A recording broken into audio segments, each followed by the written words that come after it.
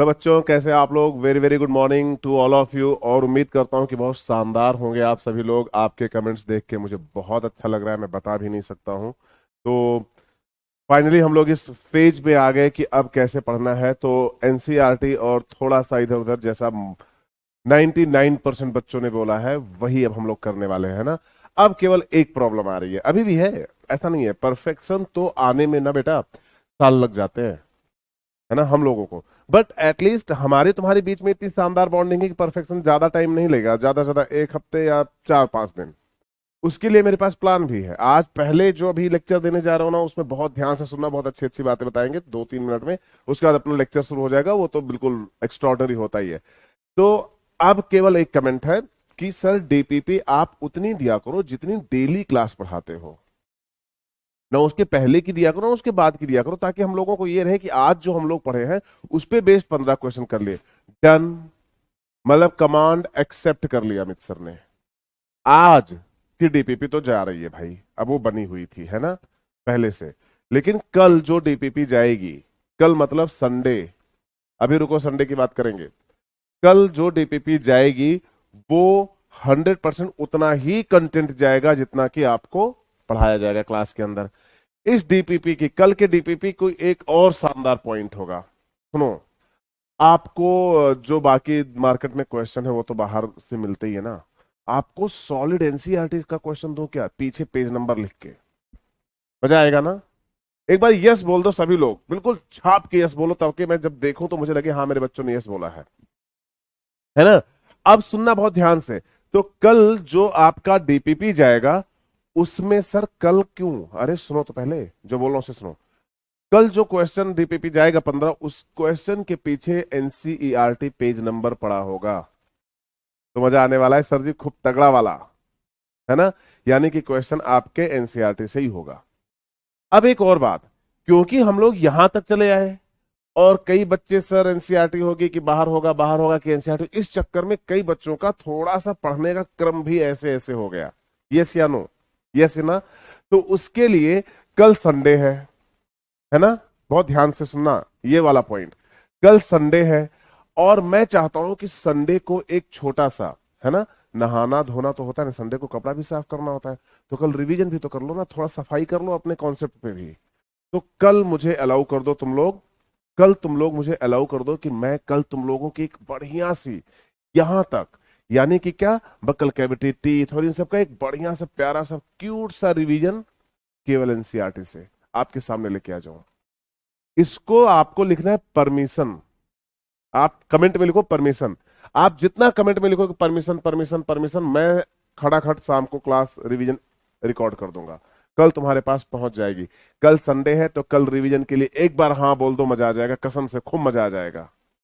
सही है ना। तो थैंक यू सो मच। अगला पॉइंट आपके यहां पे, अब एक और बात बताते हैं। एक काम करते हैं, 7 को आ रहा है आपका पेपर, है ना। 7 को आपका टेस्ट होने जा रहा है, आपको पता है कि नहीं पता है। और साथ में अब ज्यादा दूर बचा नहीं है, तो पेपर आउट कर देते हैं। करूं? हाँ।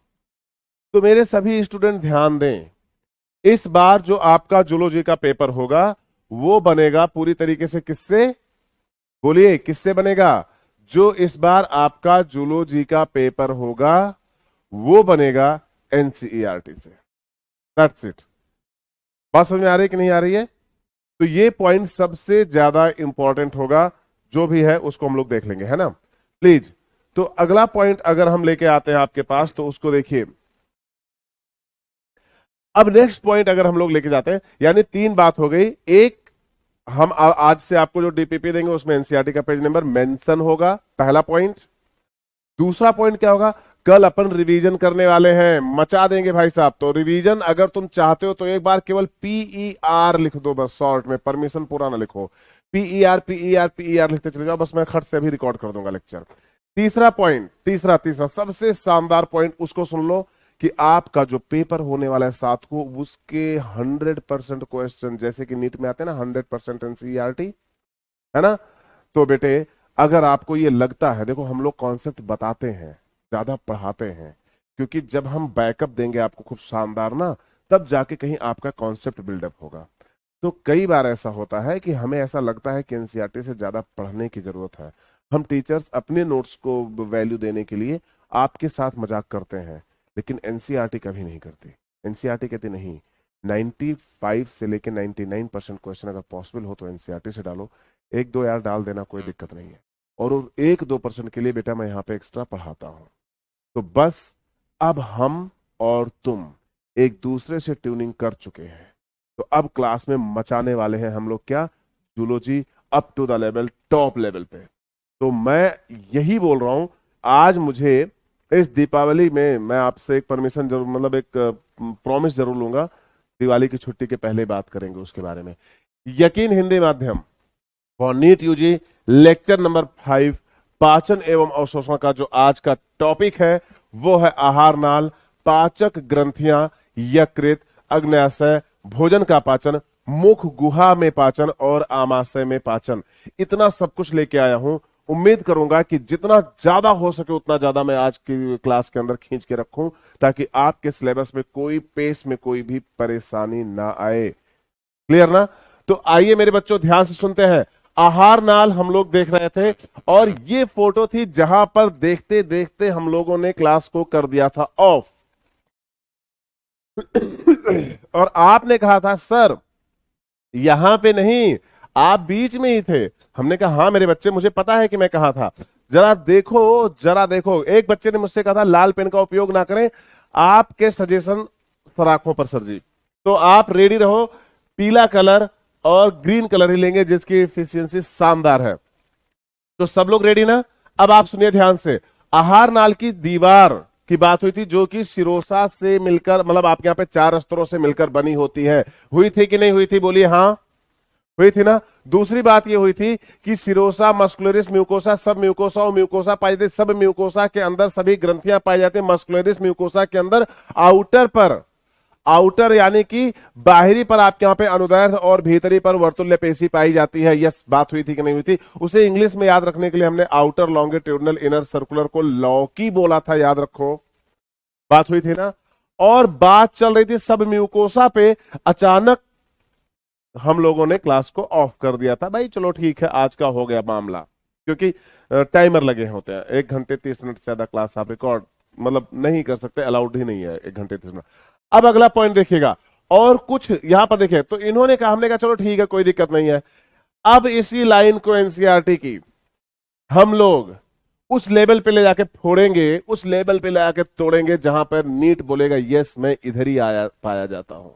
तो ध्यान से, संरचना में आपको कितनी पेशियां दिखाई गई हैं? बोलो मेरे बच्चे। 2 मांसपेशियां दिखाई गई हैं।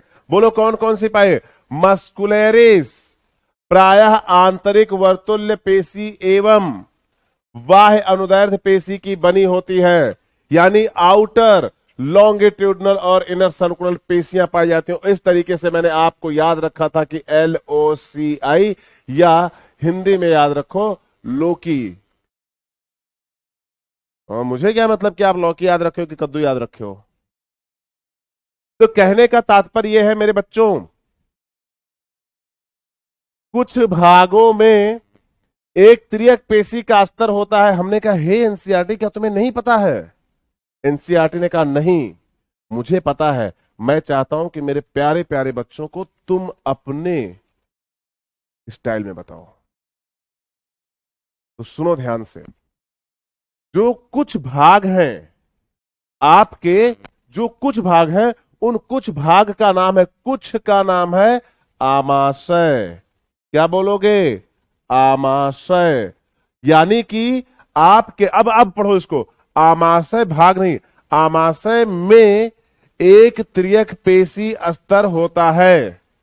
और जब तुम बोल दोगे कि आमाशय में तीसरी पेशी होता है, तो क्या मेरा बच्चा चुप रहेगा क्या? वो पूछेगा नहीं कि सर वो तीसरी पेशी कौन है, वो तीसरी मांसपेशी कौन है, उसका नाम क्या है, उसकी पहचान क्या है, कैसे जानूंगा मैं? सर ये क्या बोल दिया आपने? हमने कहा थमो भाई, क्या हुआ? त्रियक पेशी का नाम चाहिए ना, तीसरी पेशी कौन होती है उसका नाम चाहिए ना। आते हैं ना, क्यों परेशान हो? तुम्हें लगता है कि एनसीईआरटी ने इशारा भी किया होगा तो हम फोड़ फाड़ देंगे? इन्होंने तो बता दिया कुछ भाग में त्रियक पेशी स्तर होता है, यानी तीसरी पेशी। भाग का नाम है आमाशय। ऑर्डिनरी स्टूडेंट पढ़ते हैं ऐसा, लेकिन तुम पढ़ रहे हो मुझसे, तो आइए अभी देखेंगे और खोलेंगे इसको अच्छी तरीके से। तो कुछ भागों में एक तीसरी पेशी होती है, जो तीसरी पेशीय स्तर होता है। तो बोलो, तीन पेशीय संरचना, तीन पेशीय संरचना किस में पाई जाएगी? तीन पेशीय स्तर किस में पाया जाएगा? पहला क्वेश्चन आमाशय में, दूसरा दूसरा ऑप्शन अग्न्याशय में, तीसरा छोटी आंत, चौथा बड़ी आंत। आंसर चाहिए, लिखो वहां पे क्या लिखोगे? आमाशय में, अग्न्याशय में, छोटी आंत में, बड़ी आंत में तिर्यक पेशीय स्तर किसके अंदर पाया जाएगा? पीछे लिखा हुआ है, कॉपी भी नहीं मार पा रहे हो तुम लोग। बच्चों बच्चों बच्चों, प्यारे बच्चों, अगली लाइन ना केवल लाइन है, ये चलता फिरता सुतली बम है रे। इधर देखो, सब म्यूकोसा स्तर रुधिर लसिका तंत्रिका युक्त मुलायम संयोजी उत्तक की बनी होती है। रुधिर लसिका तंत्रिका तंत्र, अरे वाह, कुछ छूट रहा है क्या? हमने कहा हाँ। सब म्यूकोसा के अंदर, बोलो मेरे साथ साथ, सब म्यूकोसा के अंदर निम्नलिखित में से कौन सी संरचना पाई जाएगी? पहला, पहला होगा रुधिर वाहिनी, दूसरा होगा, दूसरा होगा लसिका, लसिका, तीसरा होगा तंत्रिका, और चौथा होगा लूज कनेक्टिव टिश्यू, मुलायम संयोजी ऊतक। क्या? मुलायम संयोजी ऊतक। भाई मजा आ रहा, अभी रुको, और दे रहा हूं ना।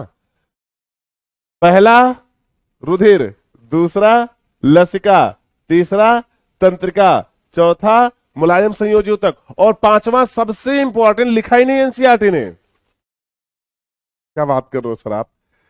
आज तक ये सारे नहीं पूछे गए, बोलो। आज तक इनमें से कुछ भी नहीं पूछा गया। और जो आज तक ऑल इंडिया पीएमटी से लेकर Rajasthan PMT, Madhya Pradesh PMT, UP, Bihar, Jharkhand, Delhi PMT, सभी एग्जाम में झमाझम पूछा गया, उस क्वेश्चन को इन्होंने नजरअंदाज कर दिया। आपने कहा सर बोलो बोलो, सुनो सुनो, ग्रंथियां।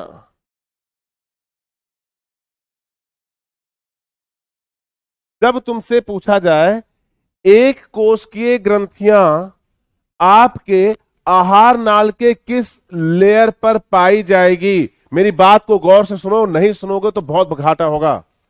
एक कोशिकीय ग्रंथियां आपके आहार नाल के किस लेयर पे पाई जाएगी? पेन उठाओ और एक कोशिकीय ग्रंथि को लगा दो यहां पर। ये ले बेटा गॉबलेट सेल, तू भी क्या याद रखेगा? ये ले गॉबलेट सेल। दिख रहा है पिंक पिंक की नहीं दिख रहा है? दिख रहा है कि नहीं दिख रहा है? नहीं दिख रहा है तो देखो, दिखा ना? तो ये छोटे छोटे से पिंक पिंक सी संरचना एक कोश की है। लेकिन मेरे बच्चे, अगर अगर यहीं से एक ग्रंथि ऐसे गई और वो अंदर जाके कह बोली मैं ब्रांच ट्यूबुलर ग्रंथि हूं, क्या आप मुझे पहचानते हैं? हमने कहा हां। तो आप मेरे स्त्रावण को भी जानते होंगे।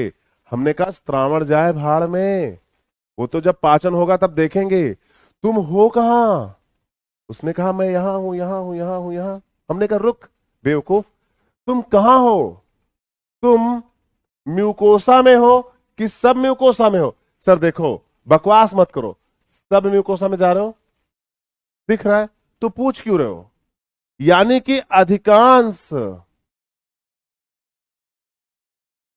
मल्टी सेलुलर पाचक, अधिकांश बहुकोशिकीय पाचक ग्रंथियां, अधिकांश बहुकोशिकीय पाचक ग्रंथियां आहार नाल के सब म्यूकोसा स्तर पर पाई जाती है। नोट करो इस बात को।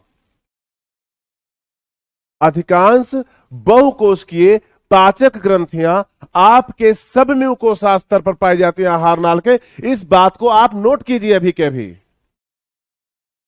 कहीं नहीं लिखा हुआ एनसीईआरटी में, और 10 बार क्वेश्चन पूछा जा चुका है इस लाइन पे। जो लाइन बकवास है उसके बारे में इतनी लाइन लिख दी एनसीईआरटी ने, और जो इंपॉर्टेंट लाइन थी उसको छुपा के रखा अंदर। क्यों? क्योंकि उसने सोच रखा था कि हमने तो यार टीचर भी लगा रखे ना केंद्रीय विद्यालय में, उनको क्या पता था एक बार सरकारी नौकरी लगने के बाद कोई टीचर नहीं पढ़ता। लेकिन एनसीईआरटी गलती से मेरे हाथ पड़ गई, मैंने धज्जियां बिगाड़ दी। हमने कहा बेटा, तो अब बोलो मेरे साथ साथ, बोलो मेरे साथ, जय हिंद नहीं बोला है, बोलो सब म्यूकोसा स्तर में क्या क्या पाया जाएगा? पहला रुधिर वाहिनी, दूसरा लसिका तंत्र, तीसरा तंत्रिका तंत्र, चौथा मुलायम संयोजी ऊतक, और पांचवा सबसे इंपॉर्टेंट सबसे अहम नीट में आने वाला क्वेश्चन, कौन? ग्रंथियां। एक कोशिकीय बहुकोशिकीय, बहुकोशिकीय। मजा आ गया, आ गया ना? तो अगला क्वेश्चन इसी फोटो से आएगा कि वो ए बी सी डी चारों स्तर को पहचानो और बताओ। ए भाई लोग, यार तुम लोग ऐसा मत बोलना कि हमें सब बहुत ज्यादा घुमा देते हैं, क्योंकि ये मेरी आदत है। मेरे बच्चे, आपसे अगर पूछा जाए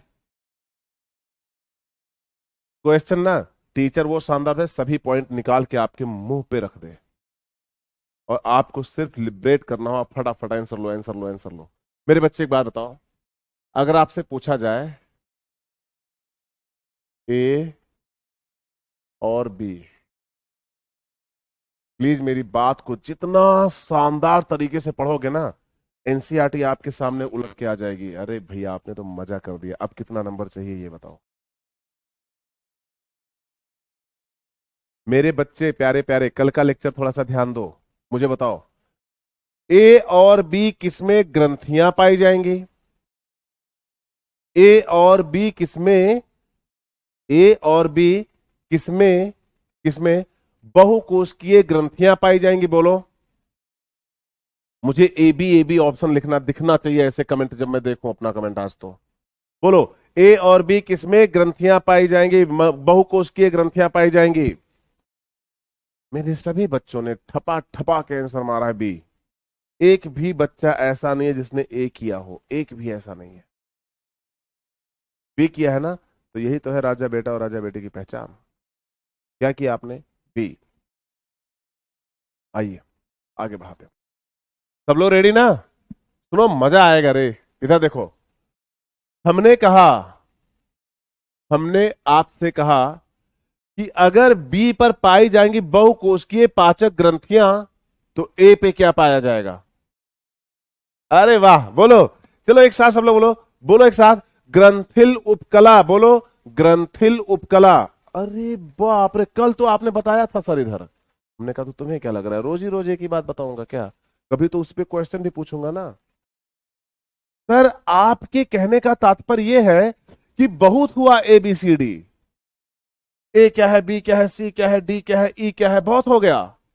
अब अगर नीट ने हल्की सी अपनी आंखें लाल की ना, तो पूछेगा ए और बी दोनों को आइडेंटिफाई करो और बताओ किस पे ग्रंथिल उपकला पाई जाती है और किस पे ग्रंथियां पाई जाती हैं।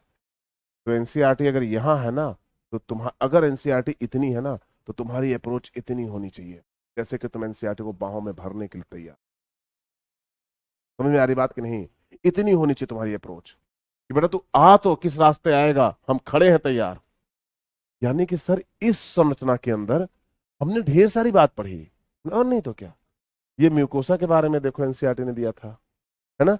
यहाँ पे हम लोग ग्रंथियां पढ़े, यहाँ पे हम ग्रंथिल उपकला पढ़ रहे हैं, यहाँ पे हम बिलाई पढ़ चुके हैं पिछली क्लास के अंदर, यहाँ पे हम लोग एक कोश के म्यूकस मेम्ब्रेन पढ़ चुके हैं। उसके बाद यहाँ पे 3 पेशियां पढ़ चुके हैं। त्रियक पेशी आमाशय के अंदर पाई जाती है। कौन सी पेशी पाई जाएगी? आमाशय से मिलते हैं ना, तो बहुत शानदार। अगला पॉइंट सर ये क्या है? ये वो है जो तुम्हें उसी फोटो में बता देना चाहिए था, लेकिन हमने कहा ज्यादा ज्यादा पॉइंट नहीं देते हैं। इधर देखो सब लोग, ज्यादा पॉइंट नहीं देते हैं, सिर्फ बात ऐसे करते हैं जैसे म्यूकोसा, सब म्यूकोसा, मस्कुलरिस, सिरोसा और ये सब सिरोसा। तो जैसे सिरोसा था, बहुत ध्यान से देखिए, जैसे सिरोसा था ये सब सिरोसा हो गया, तो सब सिरोसा रहने दो। इधर देखो ध्यान से, ये सब बकवास है। इधर देखो, इधर देखो ध्यान से, ये अंदर वाली लेयर थी म्यूकोसा, क्लियर, वहां पे एपिथेलिया और ये सब नौटंकी थी।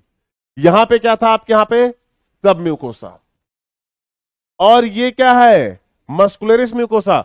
और सबको पता है मस्कुलरिस म्यूकोसा, आमाशय की मस्कुलरिस म्यूकोसा में कितनी लेयर थी आपके यहां पे, 3। तो सर वो तीसरी लेयर कौन सी है, मेरे साथ साथ बोलो आप लोग। यहां पे लॉन्गिट्यूडनल लेयर लिखा हुआ था, यहां पे सर्कुलर लिखा हुआ था, यहां पे है ऑब्लिक यानी तिरछी। क्या लिखा आपने, तिरछी पेशी। क्या लिखा, तिरछी पेशी, यानी कि तिरछी पेशियां होंगी यहां पर। बोलो मेरे साथ, यस या नो। कौन सी पेशियां होंगी यहां पे, तिरछी पेशियां होंगी। ये बात क्लियर हुई, क्लियर हो रही ना। तो अब आपको यह देखना है कि मस्कुलरिस पे आप यहां पे 3 लेयर हो गई। सर कुछ और भी दिखा रहे हो आप, हमने कहा हां मैं आपको दिखा रहा हूं।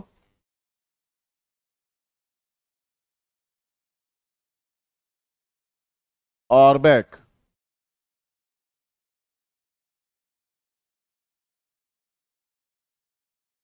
और मिशनर प्लेक्सस।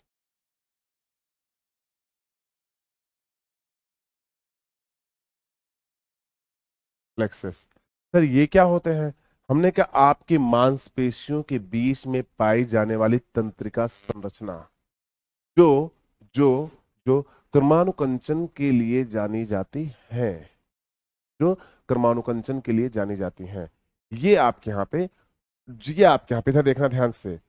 जो इनर मोस्ट लेयर ऑब्लिक और सबम्यूकोसा में पाई जाएंगी, ये आपके यहाँ पे सर्कुलर और लॉन्गिट्यूडनल मसल्स के बीच में पाई जाएंगी। यानी जो, इधर देखो ध्यान से, जो सर्कुलर मसल होगी और जो लॉन्गिट्यूडनल मसल होगी, उनके बीच में कौन होगा आपके यहाँ पे, और बैक, है ना। तो आप इसे याद रखने के लिए ना, काल, CAL, काल, मतलब सर्कुलर लॉन्गिट्यूडनल के बीच में और बैक फ्लेक्सर। ये तंत्रिका संरचना होगी, यानी गैंग्लियान बोलेंगे इनको हम लोग, बोलेंगे तंत्रिका गैंग्लिया। तो गैंग्लियान होंगे आपके यहाँ पे, और ये कर्मानुकंचन गति को आपकी आंत के अंदर आगे बढ़ाएंगे। ये बात समझ में आ रही है कि नहीं आ रही है, आ रही है ना, धन्यवाद, है ना।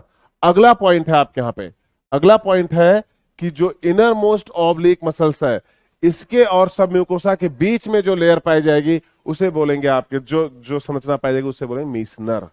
तो ये दोनों बात क्लियर हो गई कि नहीं। तो आपको ऑर्बैक्स फ्लेक्सर और मिशनर फ्लेक्सर्स को भी ध्यान में रखना है, इनका वर्क देखना है। आपने कहा, एक बात बताइए सर, जरूरत क्या थी ऑब्लिक की, ऑब्लिक मांसपेशियों से या तिरछी मांसपेशियों से, इधर देखो ध्यान से, जो तिरछी पेशियां थी इनसे एक अलग प्रकार का मूवमेंट हो रहा था, किसके अंदर, किसके अंदर हो रहा था, आमाशय के अंदर, जिसको हम लोग बोल रहे थे टर्निंग, टर्निंग गति या चर्निंग मूवमेंट। बोलो मेरी बात समझ में आ रही कि नहीं आ रही है। बच्चों ने, अच्छा 20 से 25% बच्चों ने बोला था मुझसे कि सर थोड़ी थोड़ी इंग्लिश भी यूज किया करो। मैं इंग्लिश ही यूज कर रहा हूँ, इंग्लिश को हिंदी में जरूर यूज करता हूँ, मैं दोनों बातें बता रहा हूँ आपको। मैं इंग्लिश हिंदी दोनों यूज कर रहा हूँ, आपके सामने है, देख लो आप एक बार, है ना।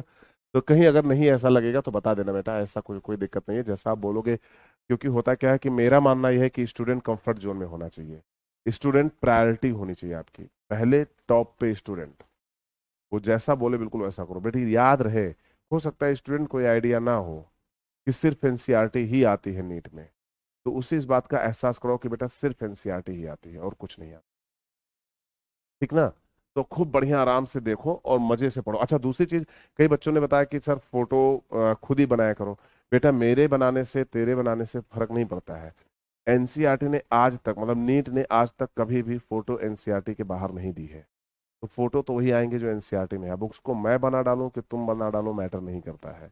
ठीक है। तो ज्यादा बेहतर होगा कि हम उन फोटोज पे प्रैक्टिस करें। देखो अभी एक फोटो मैंने दिखाई ना तुमको, इसके पहले मारा पूरा उसको हम लोग एमआरआई सिटी स्कैन सब कर डाले ना। अभी तो बहुत सी संरचनाएं हैं जिनकी सिटी स्कैन बाकी है। अभी तो पूरी बॉडी है, पूरी बॉडी की सिटी स्कैन करूंगा मैं। तो बोलो ना, कॉल याद रखना, CAL, है ना। तो दो छोटे छोटे से फॉर्मूले भी तो आ गए अपने पास। एक हो गया लौकी, एक हो गया कॉल।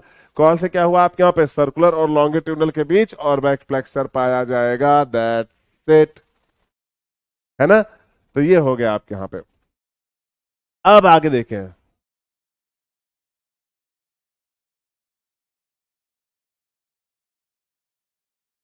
है ना। तो ये चर्निंग गति प्रोवाइड करेगा। और चर्निंग गति एक प्रकार का यांत्रिक पाचन है। क्या है? यांत्रिक पाचन। यानी यांत्रिक पाचन दो जगह हो गया। हमने कहा एक दांत से चबा चबा के भोजन निगला गया, उस समय भी यांत्रिक पाचन था। और अब चर्निंग मूवमेंट हो रहा है। चर्निंग मूवमेंट का मतलब हुआ कि पेरिस्टालसिस ऐसे ऐसे हो रही थी, ऐसे ऐसे ऐसे ऐसे, ये ऐसे ऐसे करेगा। जैसे कपड़े नहीं ऐसे ऐसे करते हैं, ऐसे ऐसे ऐसे। तो ये अलग से ऑब्लिक मसल्स, ऑब्लिक। तो इसलिए वो तिरछी मांसपेशी तिरछी आपके यहाँ पे, तो उसी को बोलेंगे चर्निंग मूवमेंट। क्या बोलेंगे? चर्निंग मूवमेंट या चर्निंग गति। तो बोलो मेरे साथ, टर्निंग गति कहां पाई जाएगी? मेरे साथ साथ आंसर देना। जो जो मैं बोल रहा हूं वैसे वैसे बोलना, तभी मजा आएगा तुम्हें, तभी तुम कॉन्सेप्ट में घुस पाओगे। चलो बताओ, टर्निंग गति कहां कहां पाई जाएगी? सर चर्निंग गति वहां पाई जाएगी जहां पे तिरछी पेशियां पाई जाएंगी। तिरछी पेशी कहां पाई जाएगी? आमाशय में पाई जाएगी। तो आमाशय में चर्निंग गति पाई जाएगी कि नहीं पाई जाएगी? सर पाई जाएगी। चर्निंग गति इनर मोस्ट है कि आउटर मोस्ट है? सर इनर मोस्ट है। यहां पे आउटर कौन है? लॉन्गिट्यूडनल। इनर कौन है? जो ऑब्लिक मसल्स है। और बीच में कौन है? सर्कुलर है। ये बताओ कि जो चर्निंग मूवमेंट है वो आपके यहाँ पे, बहुत ध्यान से सुने, वो यांत्रिक पाचन में भाग लेती है। सर बिल्कुल सही है। तो आपके स्टमक के अंदर पेरिस्टालसिस मूवमेंट पाया जाता है, कर्मानुकंचन गति पाई जाती है? आपने कहा नहीं सर, हमारे आमाशय के अंदर कर्मानुकंचन गति की जगह पे आपके यहाँ पे चर्निंग गति पाई जाती है। वाह, मजा आ गया कसम से बच्चों, बहुत मजा आ गया। लगा कि बिल्कुल कॉन्सेप्ट पढ़ नहीं रहे, कॉन्सेप्ट से बात कर रहे हैं। और बताओ कॉन्सेप्ट कैसे हो, मजा आ रहा है। तो ये था आपके यहाँ पे सबसे शानदार स्टमक का TS LS, जो भी आप देखना चाहते थे। LS को इस फ्रेम में अटैच कर दिया, TS की फोटो दिखा दी, दोनों बातें हो गई और सब कुछ हो। बोलो मेरे बच्चों, यस या नो? हाँ गुड। अब है ग्रहणी। अब हम लोग आते हैं ग्रहणी के अंदर। जितनी बातें बोलूंगा ग्रहणी के अंदर, सिर्फ उतनी बातें सुनना, उसके बाद जब कुछ करना होगा तब बात करेंगे। ग्रहणी में कुछ ग्रंथियां भी सब म्यूकोसा में पाई जाती हैं। अच्छा, ये जो कुछ लिख के ये लोग छोड़ दे, कुछ ग्रंथियां भी, तो या तो ना लिखते तुम, या तो लिखे हो तो बोलो, या तो लिखते मत। ये हुआ कुछ बात है, आज वाले लेक्चर में नहीं बताऊंगा, कल बताऊंगा। तो बच्चा तो पागल, सर क्या बात है, मेरे को तेरे बारे में कुछ बात पता चली है, कल बताऊंगा। तो आज तो गया उसका, बर्बाद हो गया। तो हम इसी कुछ के पीछे पड़े हुए हैं कि ग्रहणी में कुछ ग्रंथियां भी सब म्यूकोसा में पाई जाती हैं। हमने कहा भाई हेलो, वो कौन सी ग्रंथियां हैं जो सब म्यूकोसा में पाई जाती हैं? मैंने पूछा इनसे। आइए देखते हैं। तो ये है भैया ग्रहणी, और ग्रहणी में कुछ ग्रंथियां भी सब म्यूकोसा में पाई जाती हैं। पाचक ग्रंथि होगी, तो जब हम लोग अभी पाचक ग्रंथियां देखेंगे तो वहां पे ज्यादा बेहतर तरीके से देखेंगे, अभी नहीं। याद रखना, मैं बता सकता हूं तुम्हें, ब्रूनर ग्लैंड, बहुत ग्लैंड है यहाँ पे आहार नाल के इस रीजन में। क्यों? क्योंकि मुख्य पाचक स्थान है कौन? ग्रहणी, क्षुद्रांत्र, मध्य क्षुद्रांत और लास्ट। यानी कि छोटी आंत के तीनों भाग पाचन के मुख्य स्थान है। और पाचन के लिए चाहिए तुम्हें ज्यादा से ज्यादा एंजाइम, और एंजाइम के लिए तुम्हें चाहिए ज्यादा से ज्यादा ग्रंथियां। तो सभी ग्रंथियां पाचक, अधिकांश पाचक ग्रंथियां कहां पाई जाएंगी बोलो? छोटी आंत में। कहां पाई जाएंगी? छोटी आंत में। छोटी आंत के किस भाग में पाई जाएंगी? डियोडिनम में पाई जाएंगी, जेजिनम में पाई जाएंगी, इलियम में पाई जाएंगी, ग्रहणी में पाई जाएंगी, मध्य क्षुद्रांत में पाई जाएगी और अंतः क्षुद्रांत में या लास्ट क्षुद्रांत में पाई जाएगी, अंतिम क्षुद्रांत। तो कहने का तात्पर्य यह है कि ग्रहणी में भी कुछ ग्रंथियां सब म्यूकोसा में पाई जाएंगी। इनका भी नाम देखा जाएगा आगे, कि ब्रूनर ग्लैंड है कि क्रिप्ट ऑफ लीवर को किस फॉर्म में पाए जाते हैं देखा जाएगा, है ना। आइए, आहार नाल की ल्यूमेन की सबसे भीतरी परत म्यूकोसा है। कौन सी नई बात बता दी है यार? इसके बारे में तो अभी हम लोग रिसर्च कर लिए। कौन सी नई बात बता रहे हो? कुछ अच्छा बोलो। यह अस्तर आमाशय में अनियमित वलय, यह अस्तर आमाशय में अनियमित वलय एवं छोटी आंत में अंगुली नुमा प्रवर्ध बनाता है। क्या तुम मुझे बता सकते हो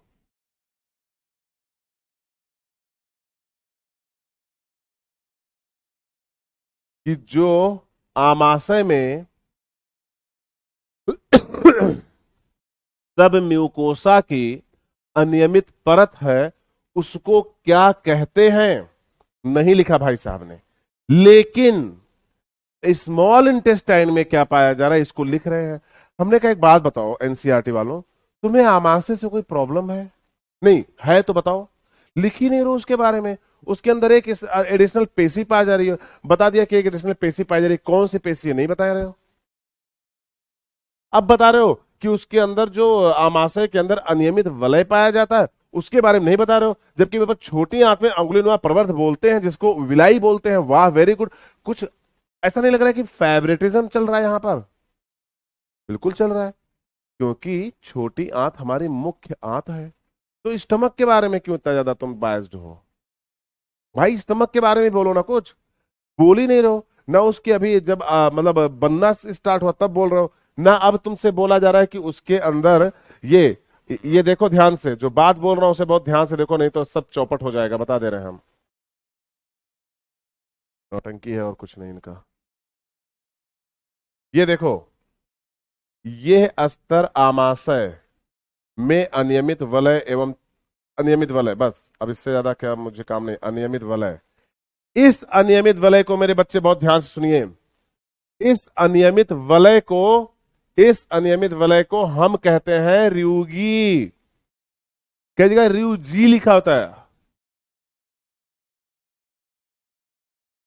कई जगह इसी को हम लोग क्या बोलते हैं? रियुजी। तो इसी को हम लोग रियुगी बोल रहे हैं। इसको बहुत ध्यान से देखिएगा, गड़बड़ कहीं मत करिएगा वरना सब चौपट हो जाएगा। तो वो कहते हैं, वो मतलब कौन? ये क्या नाम है, एनसीईआरटी वाले कहते हैं कि हम लोग छोटी आंत में इसी संरचना को विलाई कहते हैं।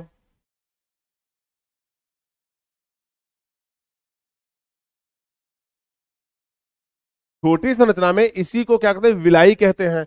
अच्छा सुनना ध्यान से, विलाई क्या होता है? आप यहां पे सिंपल कॉलमनर एपिथेलिया के ऊपर साइटोप्लाज्मिक प्रवर्ध निकले होते हैं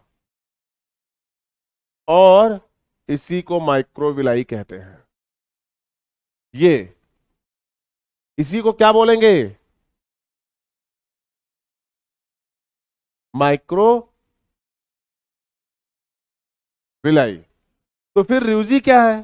सर कल तो आपने क्लास के अंदर बताया था कि होल जो पूरी आहार नाल में ग्रहणी को, सॉरी ग्रासनी को छोड़कर, ग्रासिका को छोड़कर पूरी आहार नाल के अंदर क्या पाया जाएगा? Simple columnar epithelia. तो जब सिंपल कॉलमनर एपिथेलिया आमाशय के अंदर है, जब सिंपल कॉलमनर एपिथेलिया छोटी आंत के अंदर है, तो दोनों की संरचना में परेशानी कैसी? हमने कहा ये ऐसी। इधर देखो ध्यान से, जब तुम आंत की सरफेस पे गए तो आंत की सरफेस पे जो विलाई लाइक संरचना थी ये मेम्ब्रेनस और अनियमित थी।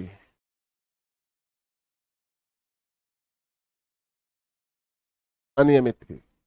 अनियमित इसलिए थी क्योंकि उसके पास ऑब्लिक मसल्स की के कारण, उसके पास ऑब्लिक मसल्स के कारण एक जो मूवमेंट था ऑब्लिक टाइप का, उससे स्ट्रक्चरल डिफॉर्मेशन हो रहा था, सॉरी, उससे संरचनात्मक द्वैष उत्पन्न हो रहा था, स्ट्रक्चरल डिफॉर्मेशन, और जिसके परिणाम स्वरूप आपके यहां पे जो प्यारे से माइक्रोविलाई होने चाहिए थे वो रियुगी में परिवर्तित हो गए। लेकिन काम इनका भी वही है, सरफेस एरिया प्रोवाइड करना, किस चीज के लिए? जो पाचित फूड है, पाचित पदार्थ है, उसको अवशोषित कर लिया जाए। यानी कि देखा जाए तो है अंकुर ही, बट अंकुर परफेक्ट वे में आपके यहां पे नहीं बन रहा है, सही संरचनात्मक विवरण इनमें नहीं है। That's it. तो सिर्फ और सिर्फ इतनी बात बोली गई। तो यहां तक किसी को इस लेवल पे कोई दिक्कत लग रही है? अगर हां तो बताइए, वरना आगे बढ़ते हैं। क्यों?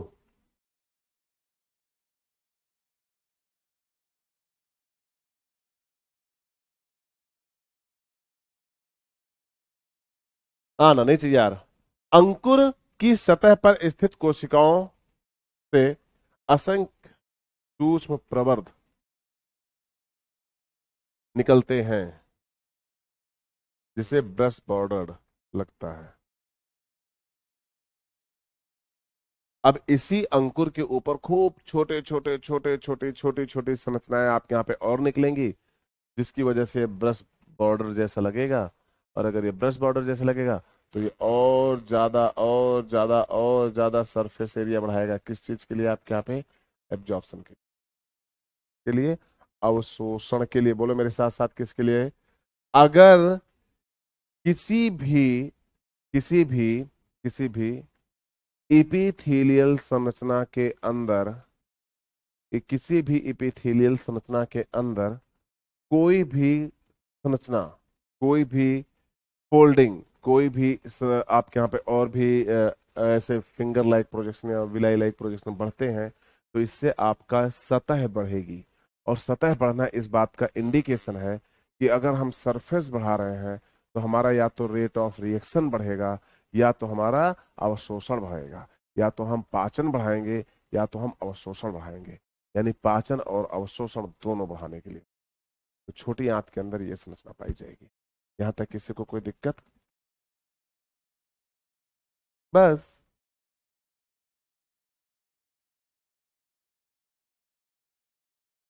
ये एक बड़ी प्यारी सी, बहुत प्यारा सा फोटो है, बट ये फोटो काफी कुछ पॉइंट अपने अंदर समेट के बैठा हुआ है और कुछ बोल नहीं रहा है। हमने कहा ठीक है, आओ हम तुम्हारे पॉइंट को खोल देंगे। आपने कहा सर एक पॉइंट खोल के दिखाओ। हमने कहा आइए देखते हैं, आइए आपको मजा आएगा, गारंटी है इस बात की, है ना? तो आइए।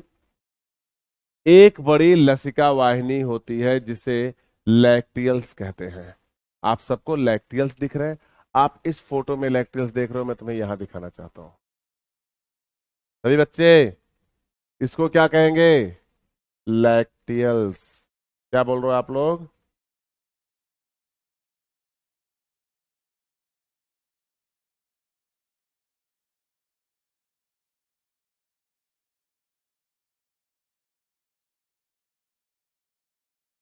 क्या बोल रहे हो?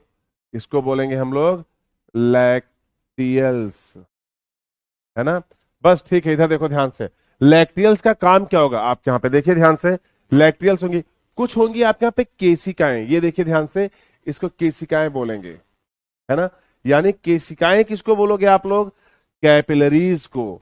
और ये देखिए आपके यहाँ पे धमनी और सिरा, शुद्ध रक्त और अशुद्ध रक्त, और ये प्रगुहा है।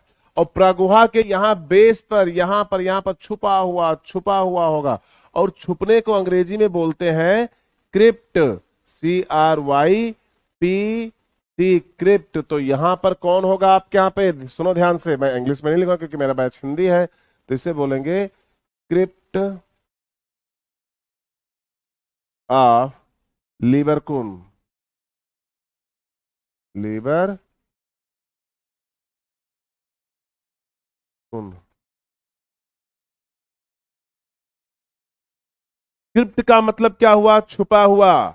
तो इसका मतलब अगर इस संरचना के अंदर कहीं पर क्रिप्ट ऑफ लिबरकुन है तो वो यहां पर पाया जाएगा। मैं संरचनात्मक तौर से पेन को ब्लैक कलर से मार्क कर रहा हूं ताकि आपको ये पॉइंट दिखाई दे। और यहां होगा क्रिप्ट ऑफ लेबर कोन। आपने कहा सर ये तो संरचना में दिया ही नहीं। हमने कहा देखो तुमने पढ़ा जरूर होगा। और ये कौन है? प्रगुहा। एक बात बताओ मेरे बच्चे, अगर यहां पे पाई जा रही है ब्लड वेसल्स, अगर यहां पाया जा रहा है लिम्फ वेसल्स, अगर यहां पे पाया जा रहा है तंत्रिका तंत्र, तो ये कौन सी लेयर है? अगर यहां पाया जा रहा है ब्लड वेसल्स, अगर यहां पाया जा रहा है लिम्फ वेसल, और अगर यहां पाया जा रहा है, तो कौन सी लेयर है? बताओ मेरे बच्चों, सभी के सभी बताओ। कोई बोल ही नहीं रहा है। बताओ ये कौन सी लेयर है? और मैं गारंटी ले रहा हूं कि तुम सही बताओगे। म्यूकोसा होगा कि सब म्यूकोसा होगा? म्यूकोसा तो ये है, ये अस्तर म्यूकोसा है, ये अस्तर म्यूकोसा है। इसी के ऊपर चाहो तो लगा दो ऊपर ले जाके ऐसे फिंगर लाइक पोर्शन विलाई। ये इसी के ऊपर लगा दो विलाई। इसी के ऊपर लगा दो आपके यहाँ पे छोटा छोटा छोटा छोटा और माइक्रोफाइब्रिल स्ट्रक्चर, छोटे छोटे संरचनाएं लगा दो। ये जो आप लोगों के एनसीईआरटी की फोटो में इस सेल को देखो, टूटी हुई कटी हुई पड़ी पड़ी हुई है। इस सेल को देखो टूटी और कटी हुई पड़ी हुई है। दिख रही कि नहीं दिख रही है? ऐसा लग रहा है ऐसे किसने तोड़ दिया, ऐसा ऐसा लग रहा है किसने तोड़ दिया, ऐसा लग रहा है किसने इनको नोच लिया है, ऐसा लग रहा है इनको किसी ने नोच लिया है। जितनी इस सेल को सर्किल कर रहा हूं सबको दिख रही कि नहीं दिख रही? तुम्हें पता है ये कौन है? ये एक कोशिकीय ग्रंथियां, गॉबलेट कोशिकाएं हैं जिनका सिक्रीशन हो चुका है।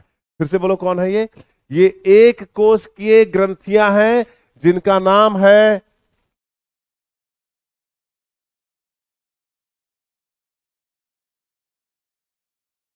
गॉबलेट कोशिका। क्या नाम है जल्दी बोलो?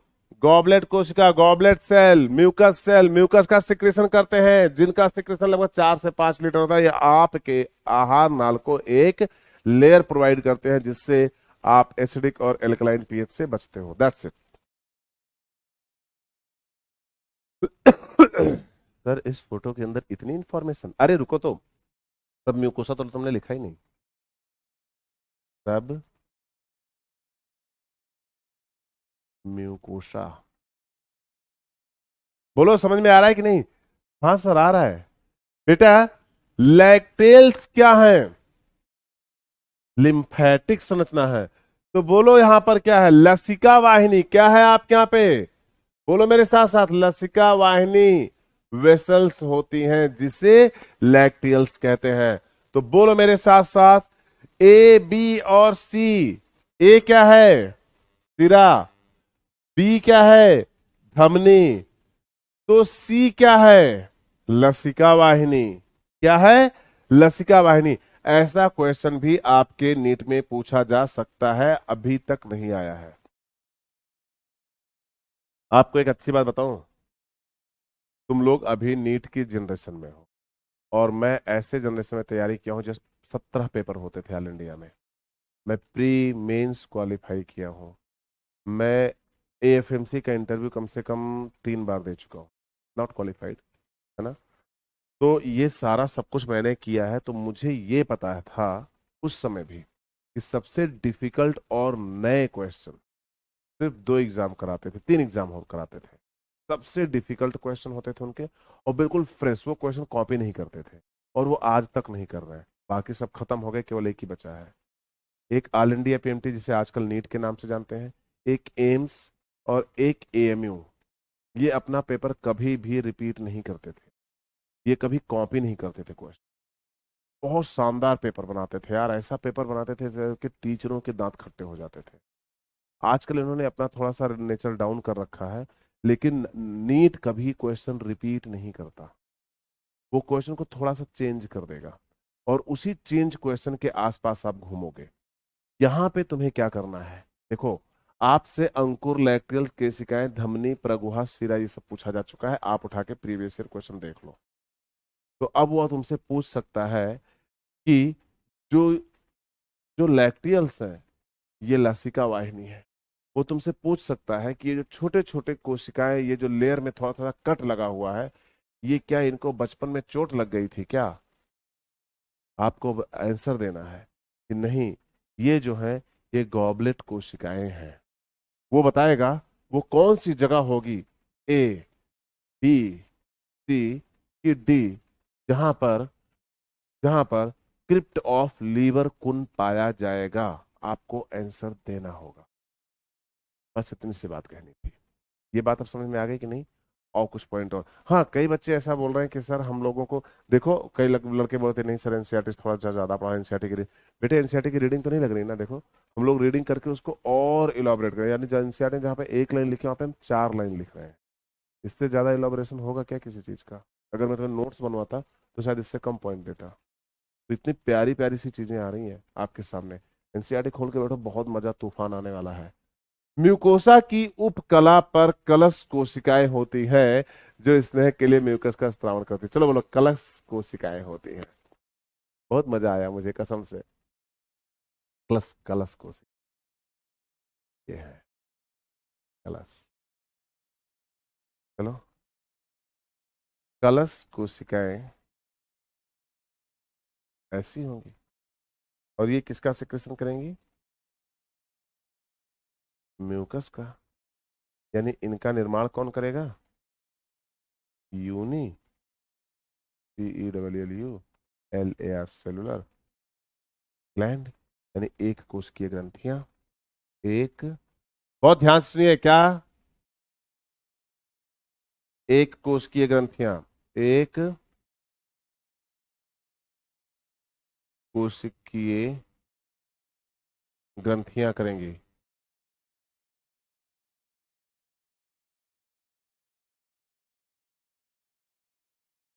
कलश कोशिकाएं क्या करेंगे आपके यहाँ पे? ये एक कोशिकीय ग्रंथियां हैं जो आपको देखना है ना? तो ये हो गई म्यूकस, एक कोशिकीय ग्रंथियां म्यूकस का सिक्रेशन करेंगी। तो अगला पॉइंट प्लीज, अगला पॉइंट देखिएगा। तो ये क्यों करेंगी? ये स्नेहक के, स्नेहक है। स्नेहक का मतलब क्या हुआ? इससे दो चीजें होगा, दो बातें होंगी। एडहेसिव प्रॉपर्टी, यानी चिपकने की क्षमता बढ़ेगी किसी भी भोज्य पदार्थ की, एंजाइम से, सरफेस से, हर जगह से आपके यहाँ पे चिपकने की क्षमता बढ़ेगी। दूसरी चीज क्या होगी? आपके इंटेस्टाइन के सरफेस पे, यानी कि आपकी छोटी आंत के जो सतह है उनके ऊपर एसिड जो आया है, अभी कहां से आया है एसिड? आपके आमाशय से जो एसिड आया है उससे भी ये क्या करेंगे? आपको बचाएंगे। अगला क्या है? म्यूकोसा, आमाशय और आंत में स्थित अंकुरों के आधार पर लीवर कुन की प्रगुहिका, ये देखिए क्रिप्ट ऑफ लीवर कुन, लीवर कुन की प्रगुहिका में भी कुछ ग्रंथियों का निर्माण करती है। चारों परतें आहार नाल के विभिन्न भागों में रूपांतरित। ठीक है, कोई दिक्कत नहीं है, यहां तक कोई दिक्कत नहीं थी। सर एक लाइन आपने छोड़ दी, छोड़ी नहीं है, उस लाइन में कोई दमी नहीं है। क्या? सभी चारों परतें आहार नाल के विभिन्न भागों में रूपांतरण दर्शाती हैं, है ना? सुनो ध्यान से। तो 3 संरचना लेते हैं, डियोडिनम, जेजुनम और इलियम। 3 संरचना। सभी लोग रेडी ना? अब बहुत ध्यान से बताओ, डियोडिनम का मुख्य कार्य क्या है? पाचन। जेजुनम का मुख्य कार्य क्या है? अवशोषण एवं पाचन। और इलियम का मुख्य कार्य क्या है? इधर देखो, मैं शॉर्ट फॉर्म में लिखूं, डियोडिनम, जेजुनम और इलियम। दिखाई दे रहे हैं? मुख्य कार्य, मुख्य कार्य क्या है? इसका कार्य है पाचन, पाचन। इसका भी कार्य है पाचन। यहाँ पाचन मैक्सिमम होगा, यहाँ ऑप्टिमम, ऑप्टिमम होगा पाचन। और यहाँ पे पाचन कम होगा। मेरे साथ साथ बोलो, यहाँ पे वो थोड़ा थोड़ा, थोड़ा थोड़ा पाचन होगा। ऑप्टिमम थोड़ा नहीं लिखेंगे वरना गड़बड़ हो जाएगा, तुम लोग सब चौपट कर दोगे। ऑप्टिमम सही है ना? सभी बच्चे जानते हैं। और अवशोषण कम होगा, कम अवशोषण। अभी देखना ध्यान से, अवशोषण होगा। सही है ना? मेरे साथ साथ बोलो सब लोग, अवशोषण क्या होगा? कम होगा। जेजुनम में पाचन, डियोडिनम में पाचन क्या होगा? ज्यादा से ज्यादा होगा। ध्यान से सुनो, ध्यान से। सबसे ज्यादा पाचन डियोडिनम में होगा, क्योंकि क्योंकि सबसे ज्यादा पाचक रस आपको डियोडिनम में मिलने वाले हैं। सबसे ज्यादा पाचक रस कहां मिलने वाले हैं? डियोडिनम में। यानी अगर पाचन डियोडिनम में सबसे ज्यादा होगा, क्योंकि पाचक रस डियोडिनम को सबसे ज्यादा मिलने वाले हैं, क्योंकि पेनक्रियाज वहीं खुलने वाली है, गाल ब्लैडर वहीं खुलने वाले हैं, म्यूकस आपके यहाँ पे वहीं सबसे ज्यादा पाई जाएगी, और गाल ब्लैडर और लीवर के सभी के सिक्रेशन आपके यहाँ पे आने वाले हैं। तो जब ज्यादा एंजाइम होगा तो वहां पे ज्यादा से ज्यादा पाचन होगा, लेकिन वहां पे अवशोषण कम से कम होगा। डियोडिनम में पाचन ऑप्टिमम यानी ओके ओके होगा, कोई कम ना ज्यादा, है ना यहाँ पे, लेकिन यहाँ पे अवशोषण ज्यादा होगा। अधिक क्या होगा? पाचन के अवशोषण, बोलो मेरे साथ साथ, अवशोषण होगा। वेरी गुड, बहुत अच्छे। अब क्या होगा? अधिक अवशोषण होगा। इलियम में क्या होगा? पाचन होगा कम और अवशोषण भी ओके ओके होगा। क्या है? अवशोषण। अवशोषण भी क्या होगा? Okay okay.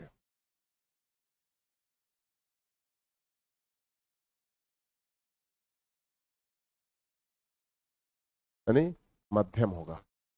अब एक बात बताओ मेरे बच्चे, उपकला इन्होंने क्या बोला पिछली लाइन में? वही मैंने कहा ना कि जो एक लाइन एनसीईआरटी ने बोला उसी को, सभी चारों परतें आहार नाल के विभिन्न भागों में रूपांतरण दर्शाती हैं। हमने कहा ओ भाई रूपा इधर देखो, तुम्हारे अंतर क्या है? उसने कहा सर एक क्या बात करो, हाँ भाई रूपांतरण यानी रूप में अंतर। तो देखिए ध्यान से, उसने कहा सर कुछ ऐसा है नहीं, एक गलती मैंने कर दी है बिना किसी उसके, एक बच्चे ने मुझसे बोला था sir please red colour use मत करो, मैंने कर दिया है, क्षमा प्रार्थी हूं बेटे, अगली बार से नहीं करूंगा, आदत है धीरे धीरे जाएगी, है ना। अभी देख लो थोड़ा सा आंखें खोल के, अगली बार से नहीं रखेंगे, है ना। तो आइए ध्यान से, आओ बनाते हैं क्या? एपिथीलिया। तो सर जी अगर यहां पाचन होगा तो ग्रंथिल उपकला पाई जाएगी। कैसी उपकला पाई जाएगी मेरे बच्चे? ग्रंथिल उपकला पाई जाएगी। यानी आपके यहाँ पे जो एपिथीलिया पाई जाएगी उनमें ग्रंथियां पाई जाएंगी इस तरीके से। तो ये हो गए भैया ग्रंथिल उपकला। बोलो पाया जाएगा कि नहीं? तो रूपांतरण कैसा हुआ आपके यहाँ पे? ग्रंथिल उपकला से हुआ रूपांतरण कि नहीं हुआ? बोलो हाँ या ना। हुआ ना। तो यहाँ पे ज्यादा से ज्यादा ग्रंथियां पाई जाएंगी, इसलिए आपके जो डियोडिनम, क्या बोला गया? जो डियोडिनम यानी कि ग्रहणी है, तो ग्रहणी की उपकला में ग्रंथियां ज्यादा पाई जाएंगी, क्योंकि वहां पे पाचन ज्यादा पाया जा रहा है। बोलो मेरे साथ साथ यस या नो। अगली बार जब गए तो पाचन ओके ओके था, अधिकतम अवशोषण था, तो आपने कहा सर अवशोषण ज्यादा हो रहा है। हमने कहा हाँ, तो सर मैं बता दूं, ये देखो, हमने कहा दिखाओ, ये विलाई लाइक संरचना। हमने कहा वेरी गुड सर, देख रहे हो ना विलाई लाइक संरचना, वेरी गुड सर। वो पाचन भी तो थोड़ा थोड़ा हो रहा है। हमने कहा तो सर ले लेते हैं एक ग्रंथि। अरे वाह मेरे बच्चे, वेरी गुड सर। फिर भी याद रखना अपना मुख्य कार्य क्या है? अवशोषण। हमने कहा अपना मुख्य कार्य क्या है? उसने कहा अवशोषण। हमने कहा अच्छा, तो थोड़ा सा पाचन भी तो है ना सर। हमने कहा वेरी गुड। यहाँ पे पाचन ज्यादा था, ग्रंथियां 3 थी, यहाँ पे पाचन कम है, ग्रंथियां 2 है। लेकिन याद रखना ये 2 और 3 नंबर ना याद रखना, वरना बहुत दिक्कत हो जाएगी तुम्हें। आपने कहा यहाँ पे पाचन भी कम अवशोषण भी कम, तो हमने कहा ओके तो ठीक है, एक काम करो, ओके ये कर लो, और यार ऐसे कर लो, और ठीक है ऐसे कर लो, और ऐसे कर लो, ऐसे कर लो। ये क्या किया सर आपने? बेटा मैंने जो माइक्रोविलाई की संरचना थी उसको भी रिड्यूस कर दिया, उसको भी कम कर दिया, क्योंकि माइक्रोविलाई की जरूरत तभी पड़ेगी सतह पे जब आपके यहाँ पे ज्यादा से ज्यादा अवशोषण होगा। यहाँ पर आपके यहाँ पे ना तो ज्यादा अवशोषण हो रहा है और ना ही ज्यादा आपके यहाँ पे क्या हो रहा है? पाचन हो रहा है। तो इस तरीके की मॉडिफिकेशन आपको देखने को मिलेगा। तो दिखा तुम्हें एनसीईआरटी की एक लाइन में कितने रहस्य छुपे थे? उस लाइन को जिसको मैंने कहा था कि ज्यादा कोई खास इंपॉर्टेंट नहीं है, आपने इशारा किया नहीं सर थोड़ा सा आने दो। हमने कहा ठीक है, तो ये लो जा रहा है, संभालो। सच बताओ लग रहा है ना एनसीईआरटी बिल्कुल टॉप ऑफ द फ्लोर से? आइए अगला पॉइंट लेते हैं, पाचन ग्रंथियां। बिल्कुल भी नहीं बताने वाला हूं ज्यादा कुछ इसके बारे में, बिल्कुल भी नहीं बताने वाला हूं। लेकिन एक बात मैंने आपको कहा था कि आगे ये ग्रंथियां आएंगी तो मैं तुमको इनके डक्ट्स बताऊंगा, आज मैं यही बताने वाला हूं। बस इतना याद रखना, आहार नाल से संबंधित पाचन ग्रंथियों में लार ग्रंथियां शामिल हैं और अग्न्याशय शामिल है। कौन कौन? पाचन और यकृत और लार ग्रंथि। एक बार मेरे साथ और बोल दो। आहार नाल से संबंधित, आहार नाल से संबंधित पाचन ग्रंथियों में लार ग्रंथियां यकृत और अग्न्याशय शामिल हैं। एक बात बताओ, निम्नलिखित में आहार नाल से संबंधित पाचन ग्रंथियां कौन सी हैं? अगर ऐसा पर लार ग्रंथियां यकृत अग्न्याशय सभी, सभी आंसर होगा। संबंधित है। सर क्या पढ़ रहे हो? बड़ी मजेदार बात है।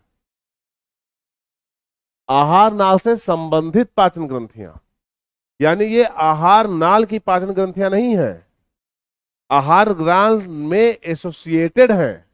ये आहार नाल से संबंध रखते हैं, हमारे संबंधी, हमारे अपने नहीं है, वो संबंधी हैं हमारे अपने। मेरा बेटा, मेरी बेटी, मेरे भाई, मेरा बहन, मेरा चाचा, मेरा फूफा, ये है मेरे अपने। फूफा क्यों बोल दिया मैंने? फूफा हो गए संबंधी। संबंधी का मतलब यह हुआ कि ये संबंधित हैं। आहार नाल से संबंधित ग्रंथियां होंगी जो वो लार, यकृत और अग्न्याशय होंगी।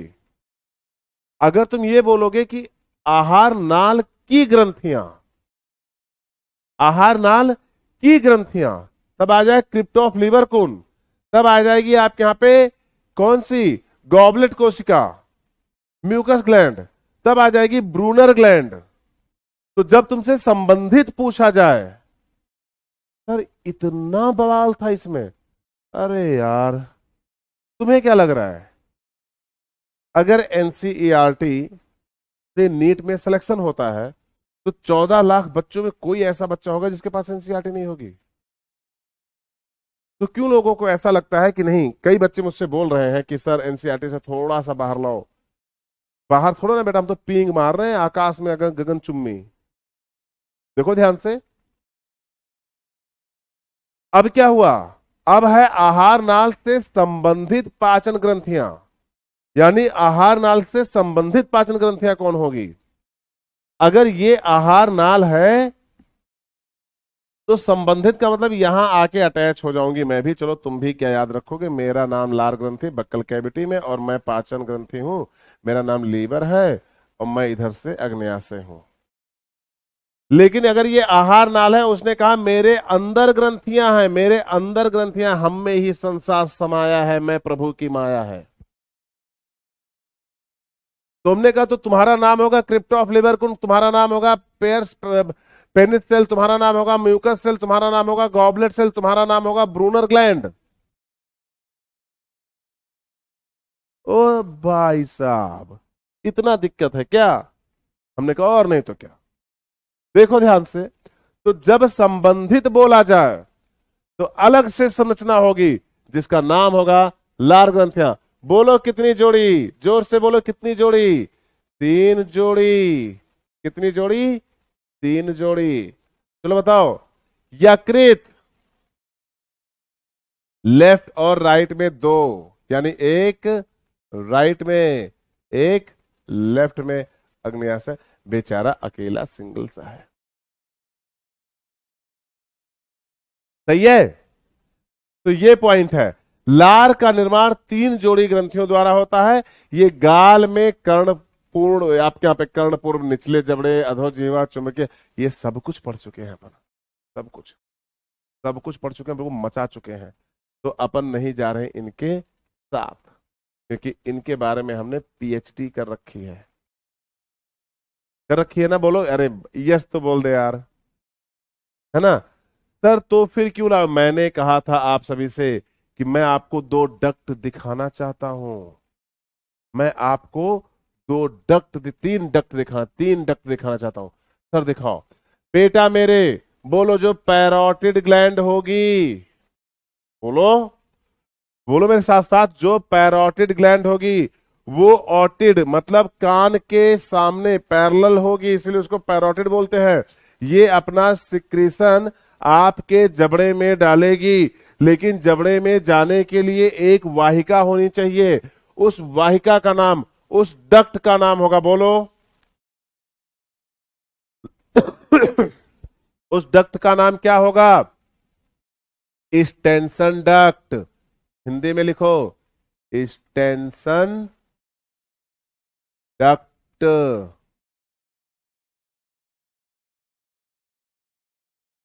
डक्ट क्या लिखा? Extension duct. और मेरे बच्चे, सब मैक्सिलरी सब मैंडिबुलर ग्रंथियां भी अपना सिक्रेशन एक डक्ट के थ्रू करेंगी, और इस डक्ट को बोलेंगे वाल्टन डक्ट।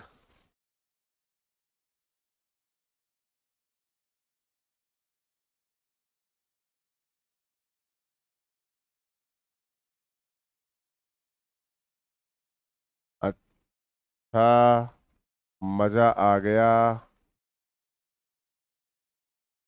Walton duct. आपने कहा सर सिर्फ दो ही डक्ट पाई जाएगी? आपने सब लिंगुअल ग्लैंड, सब लिंगुअल डक्ट को सब लिंगुअल डक्ट बोल दिया। इसका भी नाम बता दो। हमने कहा तुमने मुझे छेड़ दिया। तो मेरे बच्चे, सब लिंगुअल ग्लैंड से निकलने वाली नलिका का नाम होगा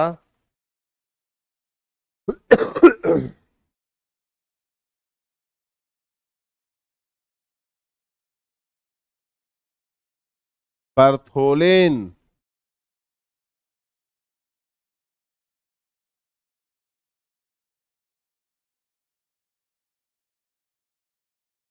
बर्थोलिन डक्ट। डक्ट या नलिका। चलो बोलो मेरे साथ साथ। क्या? चलो बोलो मेरे साथ साथ। पैरोटिड के लिए कौन होगा? Extension duct. कौन होगा सब मैक्सिलरी सब मैंडिबुलर के लिए? Walton duct. और कौन सी डक्ट होगी आपके यहां पे? कौन सी डक्ट होगी आपके यहां पे सब लिंगुअल के लिए? तो वहां पे आपका आ गया कौन सा? स्लेवरी।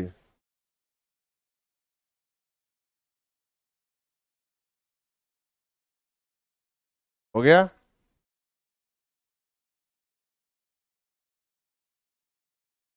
याद रखना है। चलो लिखना है, सब मरीन वहां स्टेशन पर है।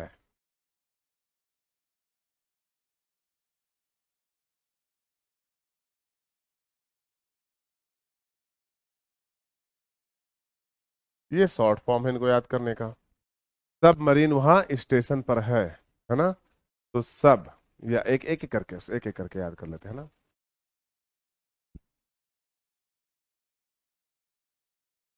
लिख लो, फिर मैं रेडी यूज कर रहा हूं यार।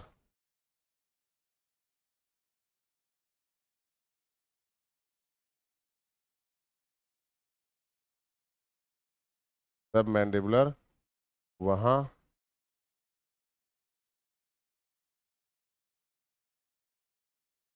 वार्टन्स स्टेशन मतलब एक्सटेंशन,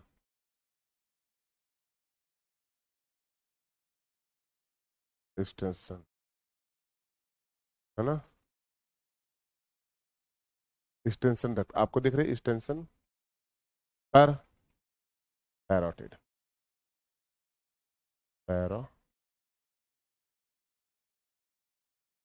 है ना? सबमरीन वहां स्टेशन पर है ना? तो ये हो गया आपके यहाँ पे याद करने का तरीका। अब जो बचा बर्थोलिन, वो किसकी होगी? लिंगुअल की होगी। बस खत्म बात।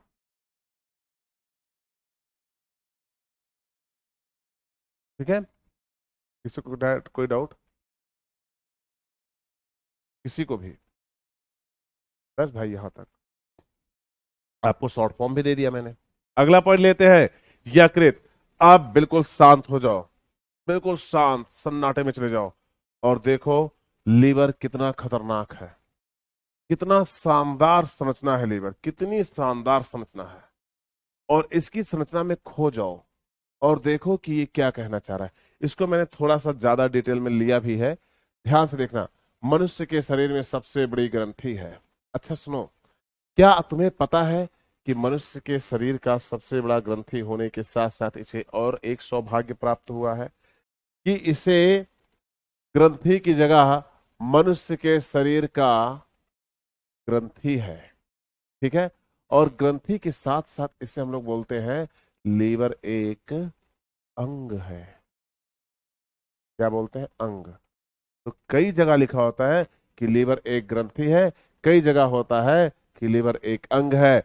और अब मेरे बच्चे सभी के सभी क्या हो गए? कंफ्यूज कि सर करेंगे क्या, लीवर क्या है, ग्रंथि है कि अंग है? हमेशा ग्रंथि करना, अंग नहीं। क्यों? क्योंकि जब तुम आहार नाल के अंदर जाओगे तो तुम्हें हमेशा ग्रंथि मिलेगी। अंग हम लोग पढ़ते हैं आगे। लीवर को ऑर्गन कहते हैं। Liver is the most important organ of the body. ये जब तुम मेडिकल में जाओगे तब बताया जाएगा। बात समझ में आ रही कि नहीं? तो जिसका वयस्क में भार लगभग 1 से 5 किलोग्राम, 1 से मतलब 1.5 किलोग्राम होता है। ठीक है, ओके, कोई दिक्कत नहीं है ना? अच्छा, ठीक है। ये उदर में मध्य भाग से ठीक नीचे स्थित होता है। नहीं, गलत बात। ये उदर में मध्य पट, इधर देखो, डायफ्राम, डायाफ्राम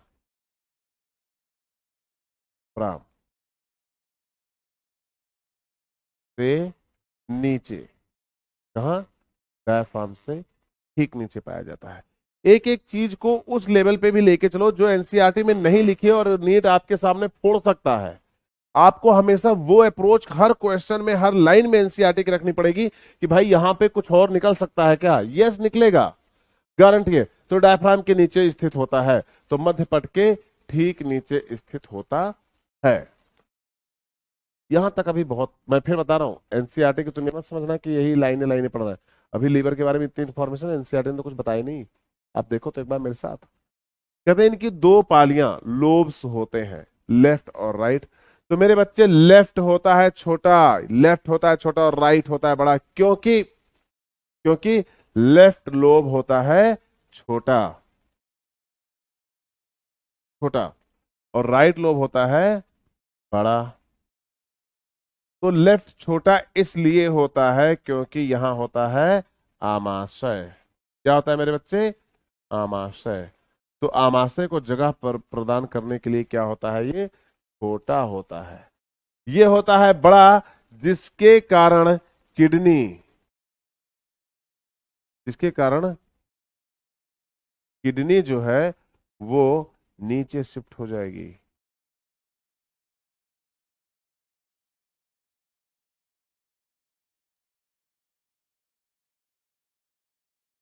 नीचे शिफ्ट हो जाएगी। तो जब कहते हैं कि राइट किडनी नीचे है तो ये बात जरूर बोलते हैं क्योंकि राइट वाला जो लीवर का लोब है वो बड़ा है, वो किडनी, उसकी वजह से किडनी नीचे शिफ्ट हो जाती है। जब कहेंगे लेफ्ट लीवर छोटा है, तब कहेंगे लेफ्ट लीवर छोटा है इसलिए क्योंकि जो लेफ्ट, जो पूरा का पूरा आमाशय है वो लेफ्ट में आपके यहाँ पे पाया जा रहा है।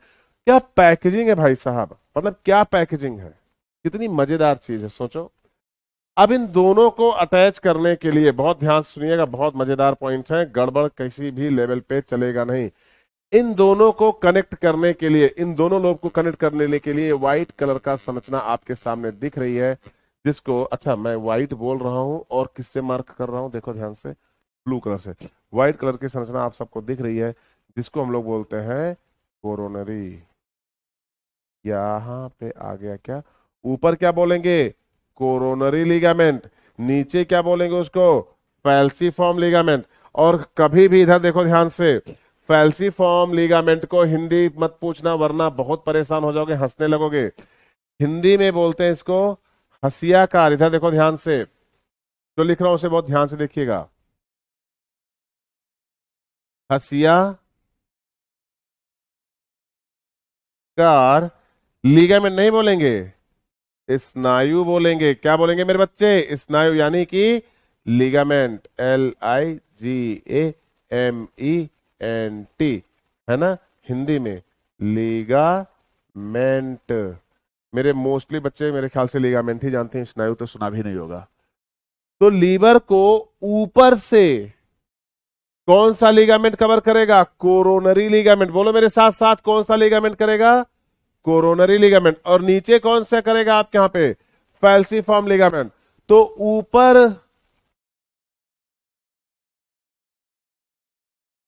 कोरोनरी लिगामेंट, तो ऊपर लीवर को, ऊपर डायफ्राम से कौन अटैच करेगा, कोरोनरी लिगामेंट।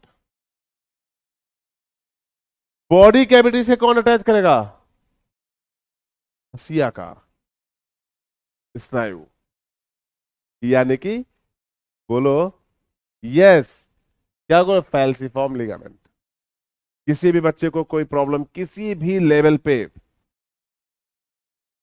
यार मैंने कहा था ना तुमसे, जब हमारी ट्यूनिंग हो जाए ना तो कमेंट्स जरूर करना, क्योंकि मुझे अच्छा लगता है ना। और मोस्टली मतलब अब सजेशन, जैसे जब मैंने आप लोगों से बोला था कि आप मुझे सजेस्ट करो, आपने मुझे सजेस्ट किया, तो कभी तो मैंने इम्प्रूवमेंट किया जो आप चाहते थे उसके अकॉर्डिंग। कभी भी याद रखना, इम्प्रूवमेंट का चांस हमेशा होता है, आप जजमेंटल मत होना कभी भी, कभी भी किसी भी चीज के लिए, किसी भी सब्जेक्ट में जब आप पढ़ रहे हो तो आप जजमेंटल मत होना, बस एक बार अप्रोच करके देखना। क्योंकि अगर हम इस प्लेटफॉर्म पे खड़े हुए हैं और पिछले ऑल इंडिया में सबसे टॉप ब्रांड में पढ़ा रहे हैं, तो कुछ ना कुछ तो बात होगी, तो देखेंगे, है ना।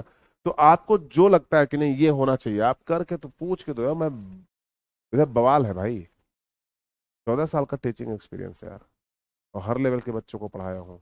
ऐसे ही बच्चों को पढ़ाओ जो लाइफ में कुछ नहीं कर पाए, ऐसे बच्चों को पढ़ाया हूँ जो टॉप रैंक पे हैं, तो मैटर नहीं करता। बट ये है कि एक बार हम लोग देखेंगे, तो बोलो मेरे साथ साथ, लेफ्ट लोब छोटा होगा कि बड़ा होगा, बोलो मेरे साथ साथ, बोलो लेफ्ट लोब छोटा होगा कि बड़ा होगा, छोटा होगा। राइट लोब छोटा होगा कि बड़ा होगा, बड़ा होगा।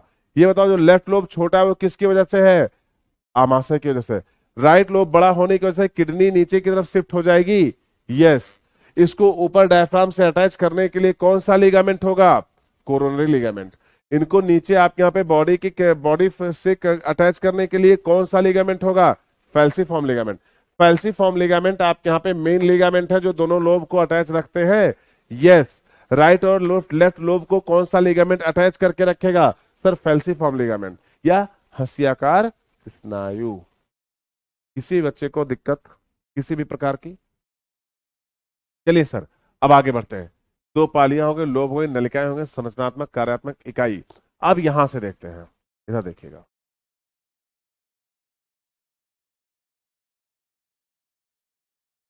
इधर देखो, ये हो गया। कहते हैं उदर के मध्य पट के ठीक नीचे स्थित होती है और इसकी दो पालियां लोब होते हैं। कहते हैं यकृत पालिकाएं जो होते हैं यकृत की संरचनात्मक एवं क्रियात्मक इकाई हैं।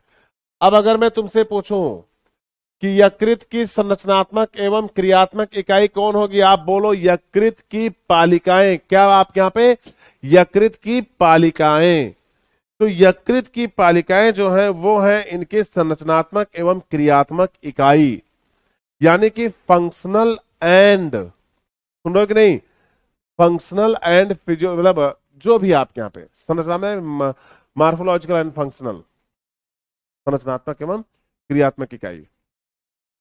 यानी कि हमको ये देखना होगा कि संरचना किस तरीके से, इनके अंदर यकृत कोशिकाएं रज्जु की तरह व्यवस्थित होती हैं और ये प्रत्येक पाली में, प्रत्येक पालिका संयोजी ऊतक की एक पतली सी उससे जिसे ग्लिसन्स कैप्सूल कहते हैं, ये देख लीजिए ध्यान से, है ना, प्रत्येक।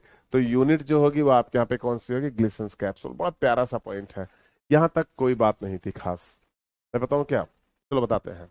लीवर लार्जेस्ट ग्लैंड है, इंफॉर्मेशन निकालते हैं, एनसीईआरटी की इंफॉर्मेशन को क्या करते हैं, वो सॉर्ट करते हैं, देखो, और फिर उसको लॉन्ग करेंगे। लीवर सबसे बड़ी ग्रंथि है, भार 1.5 kilogram, left small, right large. दोनों को डायफ्राम से कौन कनेक्ट करता है, कोरोनरी लिगामेंट। बॉडी से और दोनों लोब को आपस में, दोनों लोब को आपस में और बॉडी से कौन कनेक्ट करता है, फैल्सीफॉर्म लिगामेंट। ठीक है, इनमें छोटे छोटे पालियां पाई जाती हैं, यकृत पालिकाएं कहते हैं। और जो यकृत पालिकाएं होती हैं ये उनकी संरचनात्मक एवं क्रियात्मक इकाई हैं। इनकी व्यवस्था जो होती है एक रज्जु मैरू की तरह होती है, रज्जु की तरह, चारों तरफ आपके यहाँ पे पालिकाएं होती हैं और बीच में एक रज्जु होती है। और याद रखना ये पालिकाएं जो होती है ना, ये एक वाइट फाइब्रस कनेक्टिव टिश्यू संरचना से घिरी होती है, जिससे हम लोग ग्लीसंस कैप्सूल कहते हैं, और यही मुख्य संरचना है, और यही लीवर के बारे में थोड़ी सी इंफॉर्मेशन। सर खत्म क्या? नहीं रे, शुरू हुआ है। अब तो शुरू है, तो एनसीईआरटी थी। चल आगे बढ़ते हैं। लार्जेस्ट इंटरनल ऑर्गन, ये क्या था? मजा आएगा, मेरे साथ साथ रहो, बहुत मजा आने वाला है।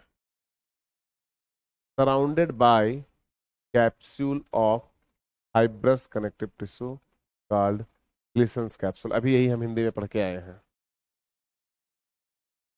हिपैटोसाइट परफॉर्म, लीवर की परफॉर्मेंस क्या है बताओ?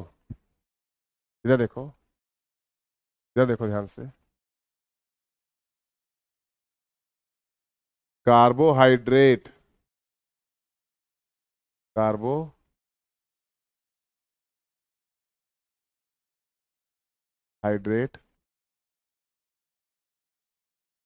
वसा एवं एवं, ये क्या किया मैंने, फिर से सुनो ध्यान से। कार्बोहाइड्रेट वसा एवं अमीनो अम्लों का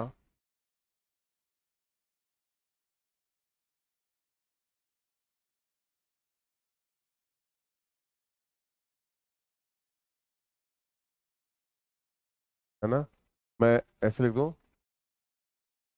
कार्बोहाइड्रेट शॉर्ट में लिख दूं, है ना, फैट लिख दूं बेटा, ऐसे चलेगा ना, और अमीनो अम्ल लिख दूं, ऐसे चलेगा? किसी को कोई दिक्कत तो नहीं? प्लीज यार बोल देना अगर होगा तो, है ना। का का उपा पाचा है, पहला पॉइंट। यस या नो? फैट, कार्बोहाइड्रेट और अमाइनो एसिड का उपापचय, है ना, दिख रहा होगा मेरे ख्याल से। यानी ये फैट, कार्बोहाइड्रेट और अमाइनो एसिड के मेटाबॉलिज्म में भाग लेते हैं, आपको देखना होगा। अगला, ये उत्सर्जी पदार्थों का निर्माण करते हैं, उत्सर्जी पदार्थों का पदार्थों का नियमन करते हैं, नियमन करते हैं, बोलो यस या नो? ये उत्सर्जी पदार्थों का क्या करते हैं? नियमन करते हैं। मेरे साथ साथ बोलना, रीजन क्या है, जब लिखने का आता है बारी तो थोड़ा पैसिवनेस आती है, यू बिल्कुल परेशान ना होना। उत्सर्जी पदार्थों का नियमन करते हैं। तीसरा पॉइंट अगर आप जाओगे तो ये होगा, ये बॉडी को डिटॉक्सिफाई करते हैं। क्या? डिटॉक्सिफाई, है ना, डिटॉक्सिफाई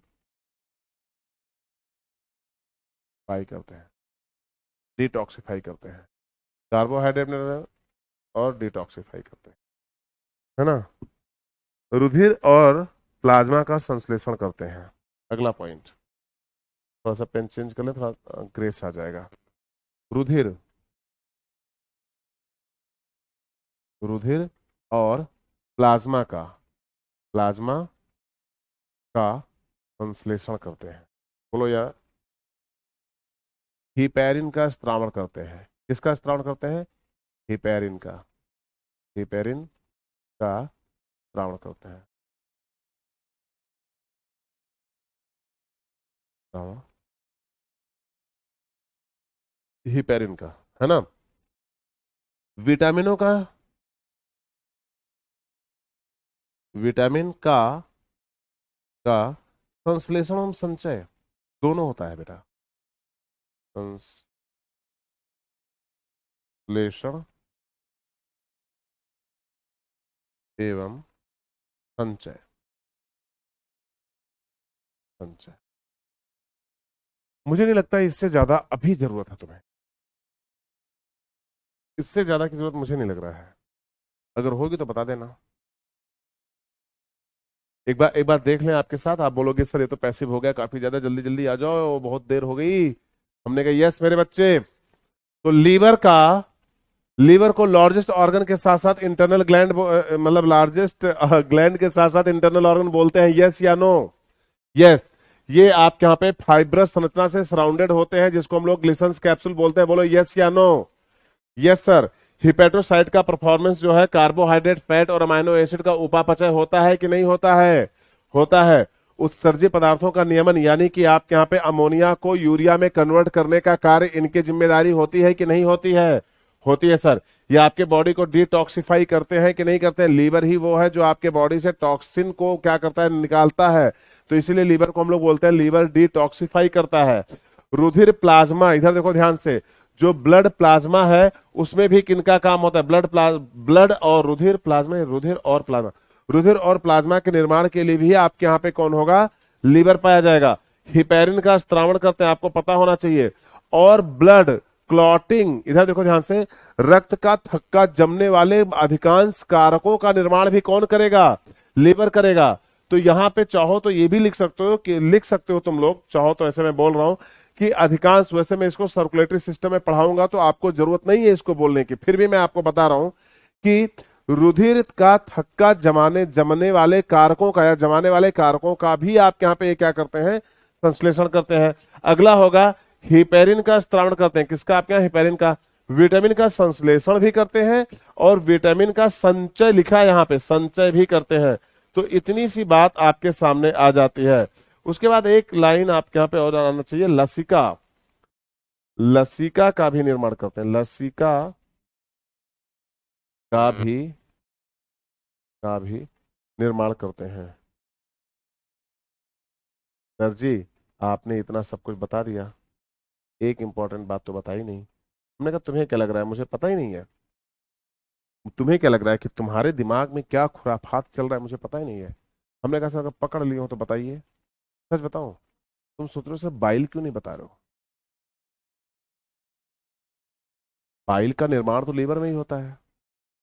बाइल का जो निर्माण है वो तो लीवर में ही होता है। ये दूसरी बात है कि बाइल का जो सिक्रीशन है वो कौन करता है? तो बाइल की सिंथेसिस यानी बाइल का निर्माण कौन करता है और बाइल का सिक्रीशन, स्त्रावण कौन करता है? ये दो अलग अलग पॉइंट है। आप दोनों को मर्ज ना करो, लेकिन कहीं ना कहीं दोनों लाइन सही है कि नहीं है? हमने कहा बिल्कुल सही मेरे बच्चे, आप सही बोल रहे हो, आप गलत हो ही नहीं। तो यहाँ पे आपने क्यों नहीं बताया? क्योंकि ये बाइल कौन बताएगा फिर? गाल ब्लडर के बारे में इंफॉर्मेशन चाहिए कि नहीं चाहिए? बताइए, चाहिए ना? तो इंतजार करिए ना, इंतजार की घड़ियां खत्म होने वाली हैं। आइए आगे बढ़ाते हैं पॉइंट को। भाई साहब छपा छपा के पागल कर रखा है मैंने। ये देखिए पित्त आ गया, देखो वो आ गया। यकृत की कोशिकाओं से पित्त का स्रावण होता है। पहली लाइन वही है जो तुम, जिसकी लाइन खोज रहे थे तुम टॉर्च लेके भी काफी देर से। तुमने कहा सर मजा आ गया क्या? यकृत की कोशिकाओं से पित्त का स्राव होता है, यानी कि जो पित्ताशय से पित्त सिक्रीट होते हैं या उत्सर्जित होते हैं उनका संश्लेषण यानी उनका निर्माण कहां पे पाया जाता है? यकृत के अंदर पाया जाता है। यानी पित्ताशय स्वयं पित्त का निर्माण नहीं करता है। पित्ताशय पित्त का संग्रहण करता है। पित्ताशय पित्त का संग्रहण करता है। तो यहां पर है यकृत की कोशिकाओं से पित्त का स्त्रावण होता है। यानी कि आपको यह देखना है कि पित्त का निर्माण कहां पे हुआ? यकृत में। पित्त का संग्रहण यानी संग्रह कहां पे होता है?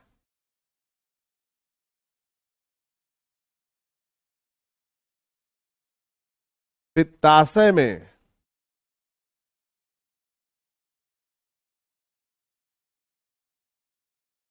यानी कि ये एक नलिका से होते हुए पेशीय थैली, पित्ताशय में पेशीय थैली में जाती है। यानी कि आपको एक बात और ये देखना होगा कि लीवर से होते हुए जो गाल ब्लैडर में जाती है, तो गाल ब्लैडर एक पेशीय थैली है। पेशी का मतलब मांसकुलर, यानी मस्कुलर बैग है। क्या है? MUSCULAR, muscular bag. आपने कहा सर कौन सा मसल्स है? हमने कहा बेटा स्मूथ मसल्स है। स्मूथ मसल्स यानी चिकनी पेशी। मैंने कहा था ना हिंदी इंग्लिश दोनों बोलूंगा। चिकनी पेशी।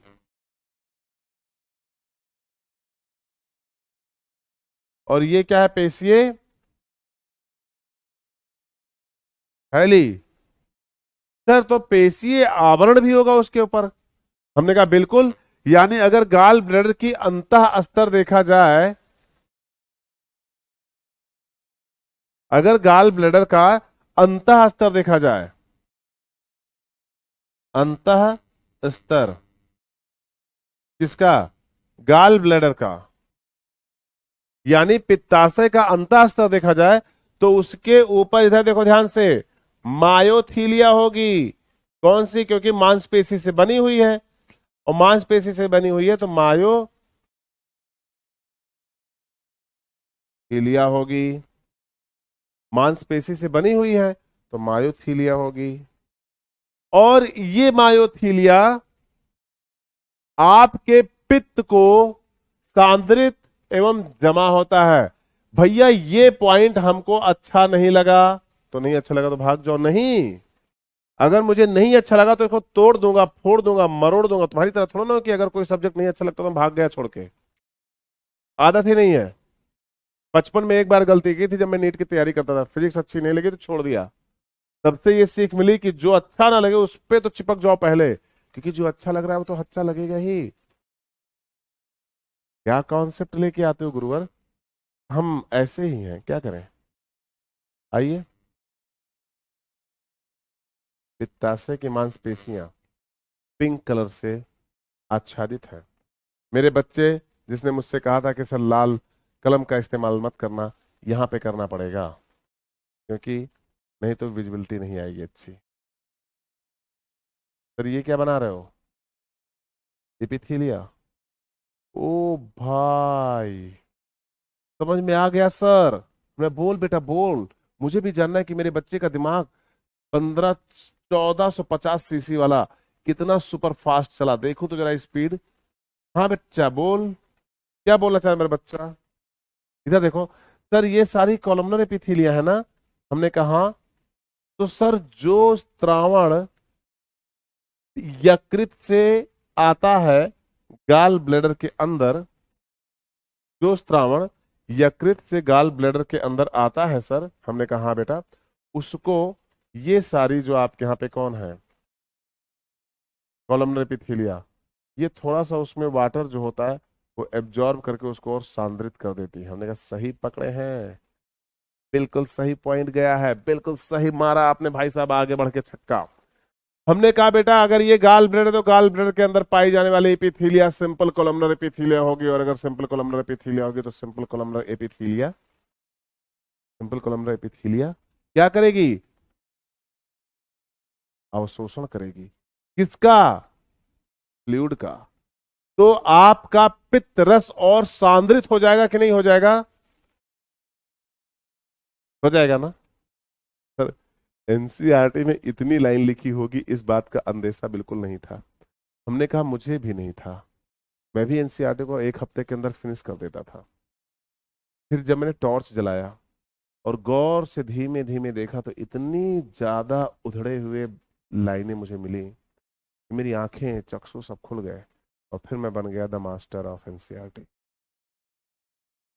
सांद्रित एवं जमा होता है। देखो, पित्ताशय की नलिका, अय होय होय होय होय होय, पित्ताशय की नलिका। मजा आ रहा है, मजा आ रहा है, मजा आ रहा है। बोल बोल बोल बोल बोलो बोलो बोलो। पित्ताशय की नलिका, हाँ ठीक है, पित्ताशय की नलिका। सर कितनी बार बोलोगे? इरिटेट हो रहा हूं। यकृत नलिका से मिलकर एक मूल पित्त वाहिनी बनाती है? हमने कहा हाँ, हमको पता है।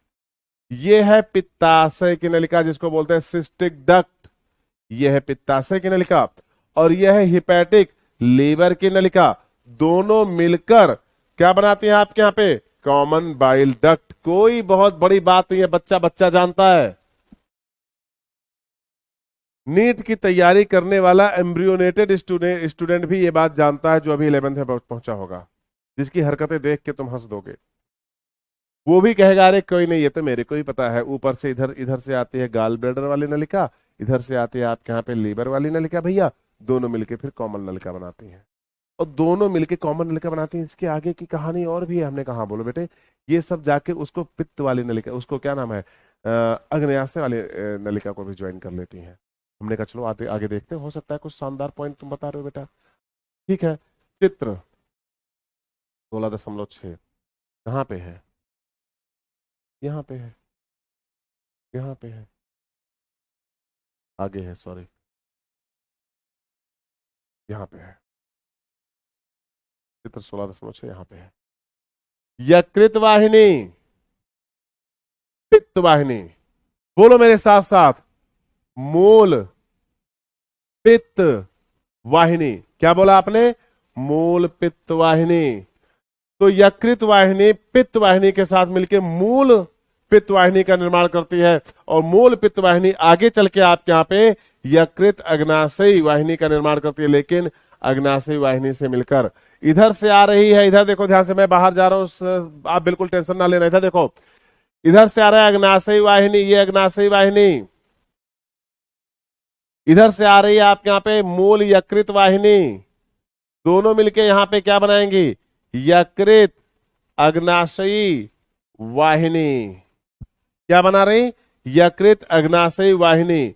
यकृत जो है वो पहले से यकृत मूल वाहिनी हो रखी है, तो यहां पे यकृत मूल वाहिनी भी है।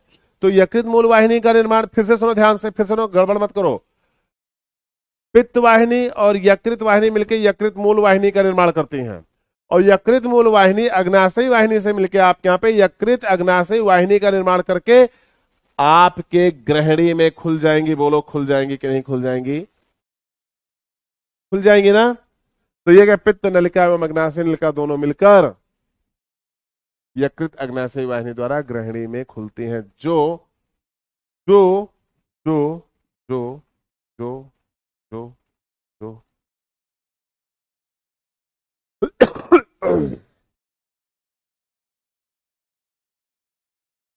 ऑडी अवरोधनी से नियंत्रित होती है। याद रखना, जब जब क्वेश्चन आएगा आपकी बैंड बजाएगा। तो बोलो, ग्रहणी में खुलने से पहले, बोलो मेरे साथ साथ, ग्रहणी में खुलने से पहले यकृत अग्नाशयी वाहिनी एक अवरोधनी द्वारा नियंत्रित की जाती है।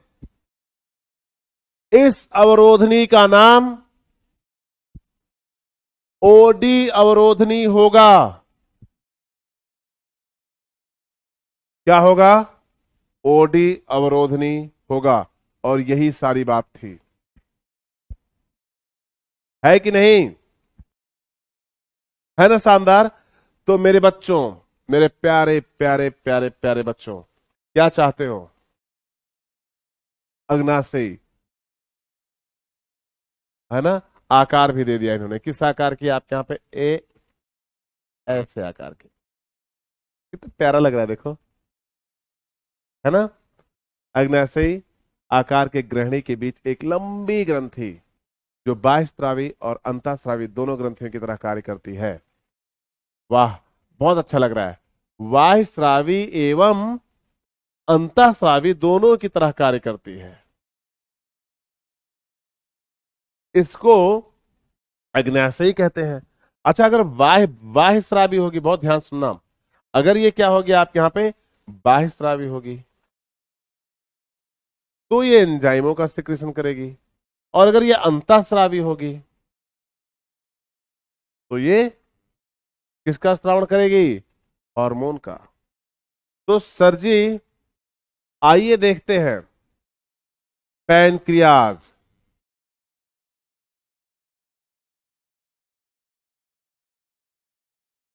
आग्नेयाशय जिनका 97 से लेके 99% सिक्रीशन जो होगा वो आपके यहां पे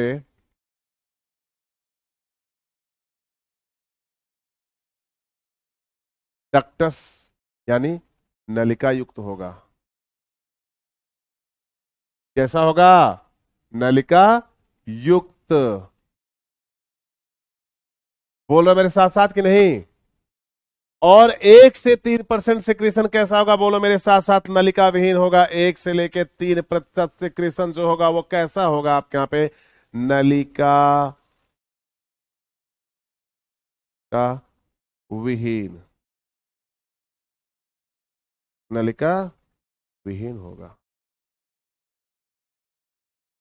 1 से 3% सिक्रीशन कैसा होगा आपके यहाँ पे? नलिका विहीन होगा।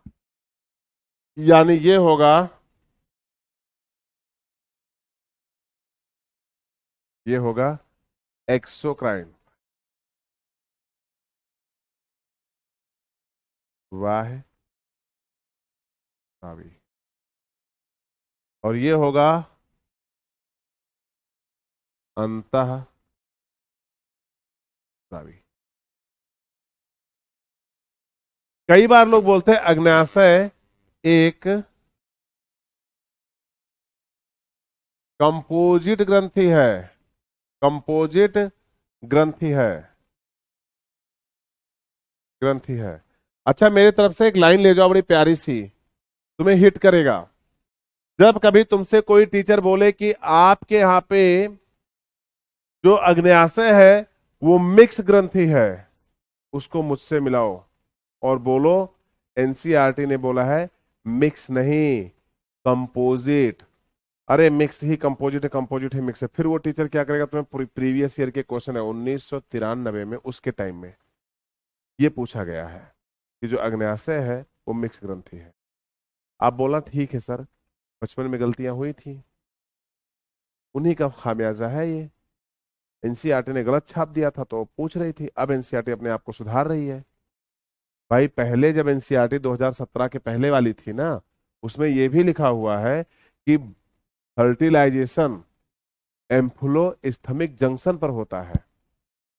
12th की एनसीईआरटी देखना, 2017 के पहले की एनसीईआरटी में लिखा हुआ है। और तब भी मैं बोलता था कि एम्फुलो स्थमिक जंक्शन पे नहीं होता है, ये एम्पुलरी रीजन पे होता है। और अगर क्वेश्चन आएगा तो फोड़ देना जाके।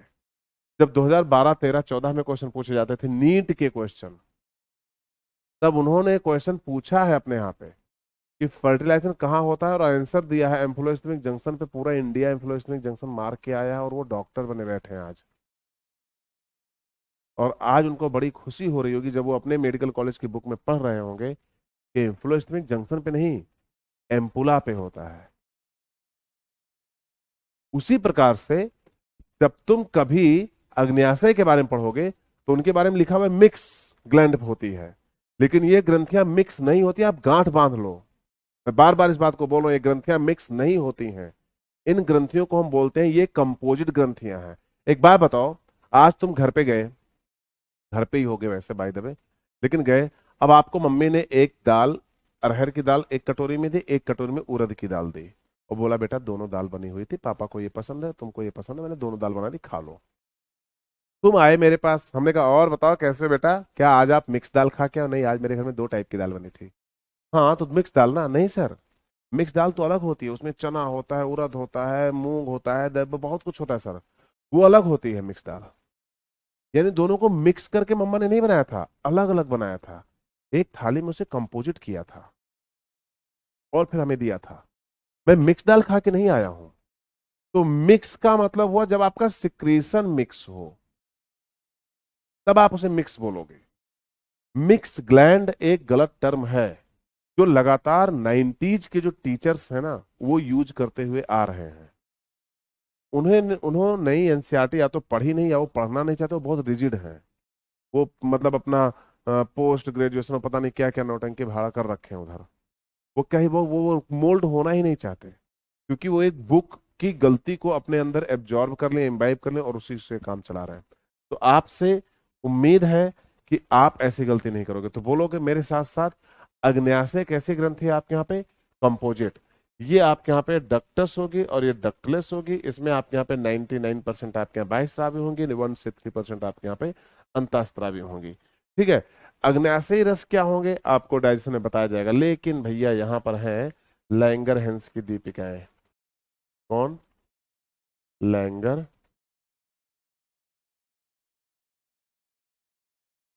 हेंस की दीपिका। और ये आपके यहाँ पे इनमें 4 सेल्स पाई जाती हैं। मैं आगे लेके आता हूं आपको, है ना। इनमें 4 सेल्स पाई जाती हैं। इधर देखना, alpha cell, beta cell, delta cell और पैनक्रियाटिक पॉलीपेप्टाइड। गौर से सुनना, है ना। ये करेगा ग्लूकागॉन, ये करेगा ग्लूकागॉन, ये करेगा इंसुलिन, टोमेटो, स्टैटिन और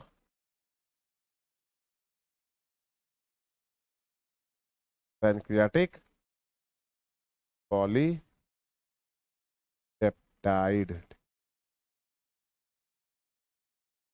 है ना। तो ये होगा भैया ग्लूकागॉन।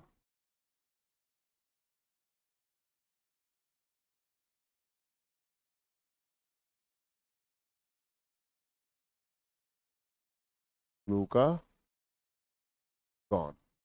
ये कह रहा है ग्लूका गॉन, गो वेंट गॉन, कहाँ जाओ? ब्लड के अंदर जाओ और जाओ उसका लेवल बढ़ाओ। तो ग्लूकागॉन मतलब ब्लड के ग्लूकोज लेवल को इंक्रीज करेंगे। अभी बिल्कुल छोटे छोटे फ्रेम बता रहा हूं क्योंकि ये अभी हार्मोन में आने वाला है ना। इंसुलिन, है ना, क्या है आपके यहाँ पे? इंसुलिन। इसका काम किसके अगेंस्ट होगा? ग्लूकागॉन के, यानी ब्लड का जो ग्लूकोज ग्लूकोज होगा उसको क्या करेगा? डाउन करेगा। ब्लड का जो ग्लूकोज होगा उसे अप करेगा।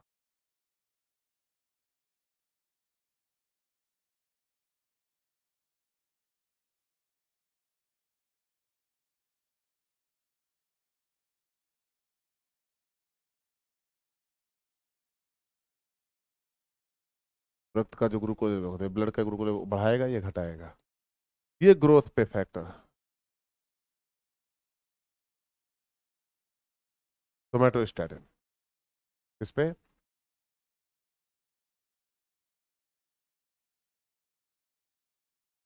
ग्रोथ को क्या करेगा? रोकेगा। और ये पैनक्रियाटिक पॉलीपेप्टाइड, इनके बारे में आपको बताया जाएगा। ये क्या करेंगे?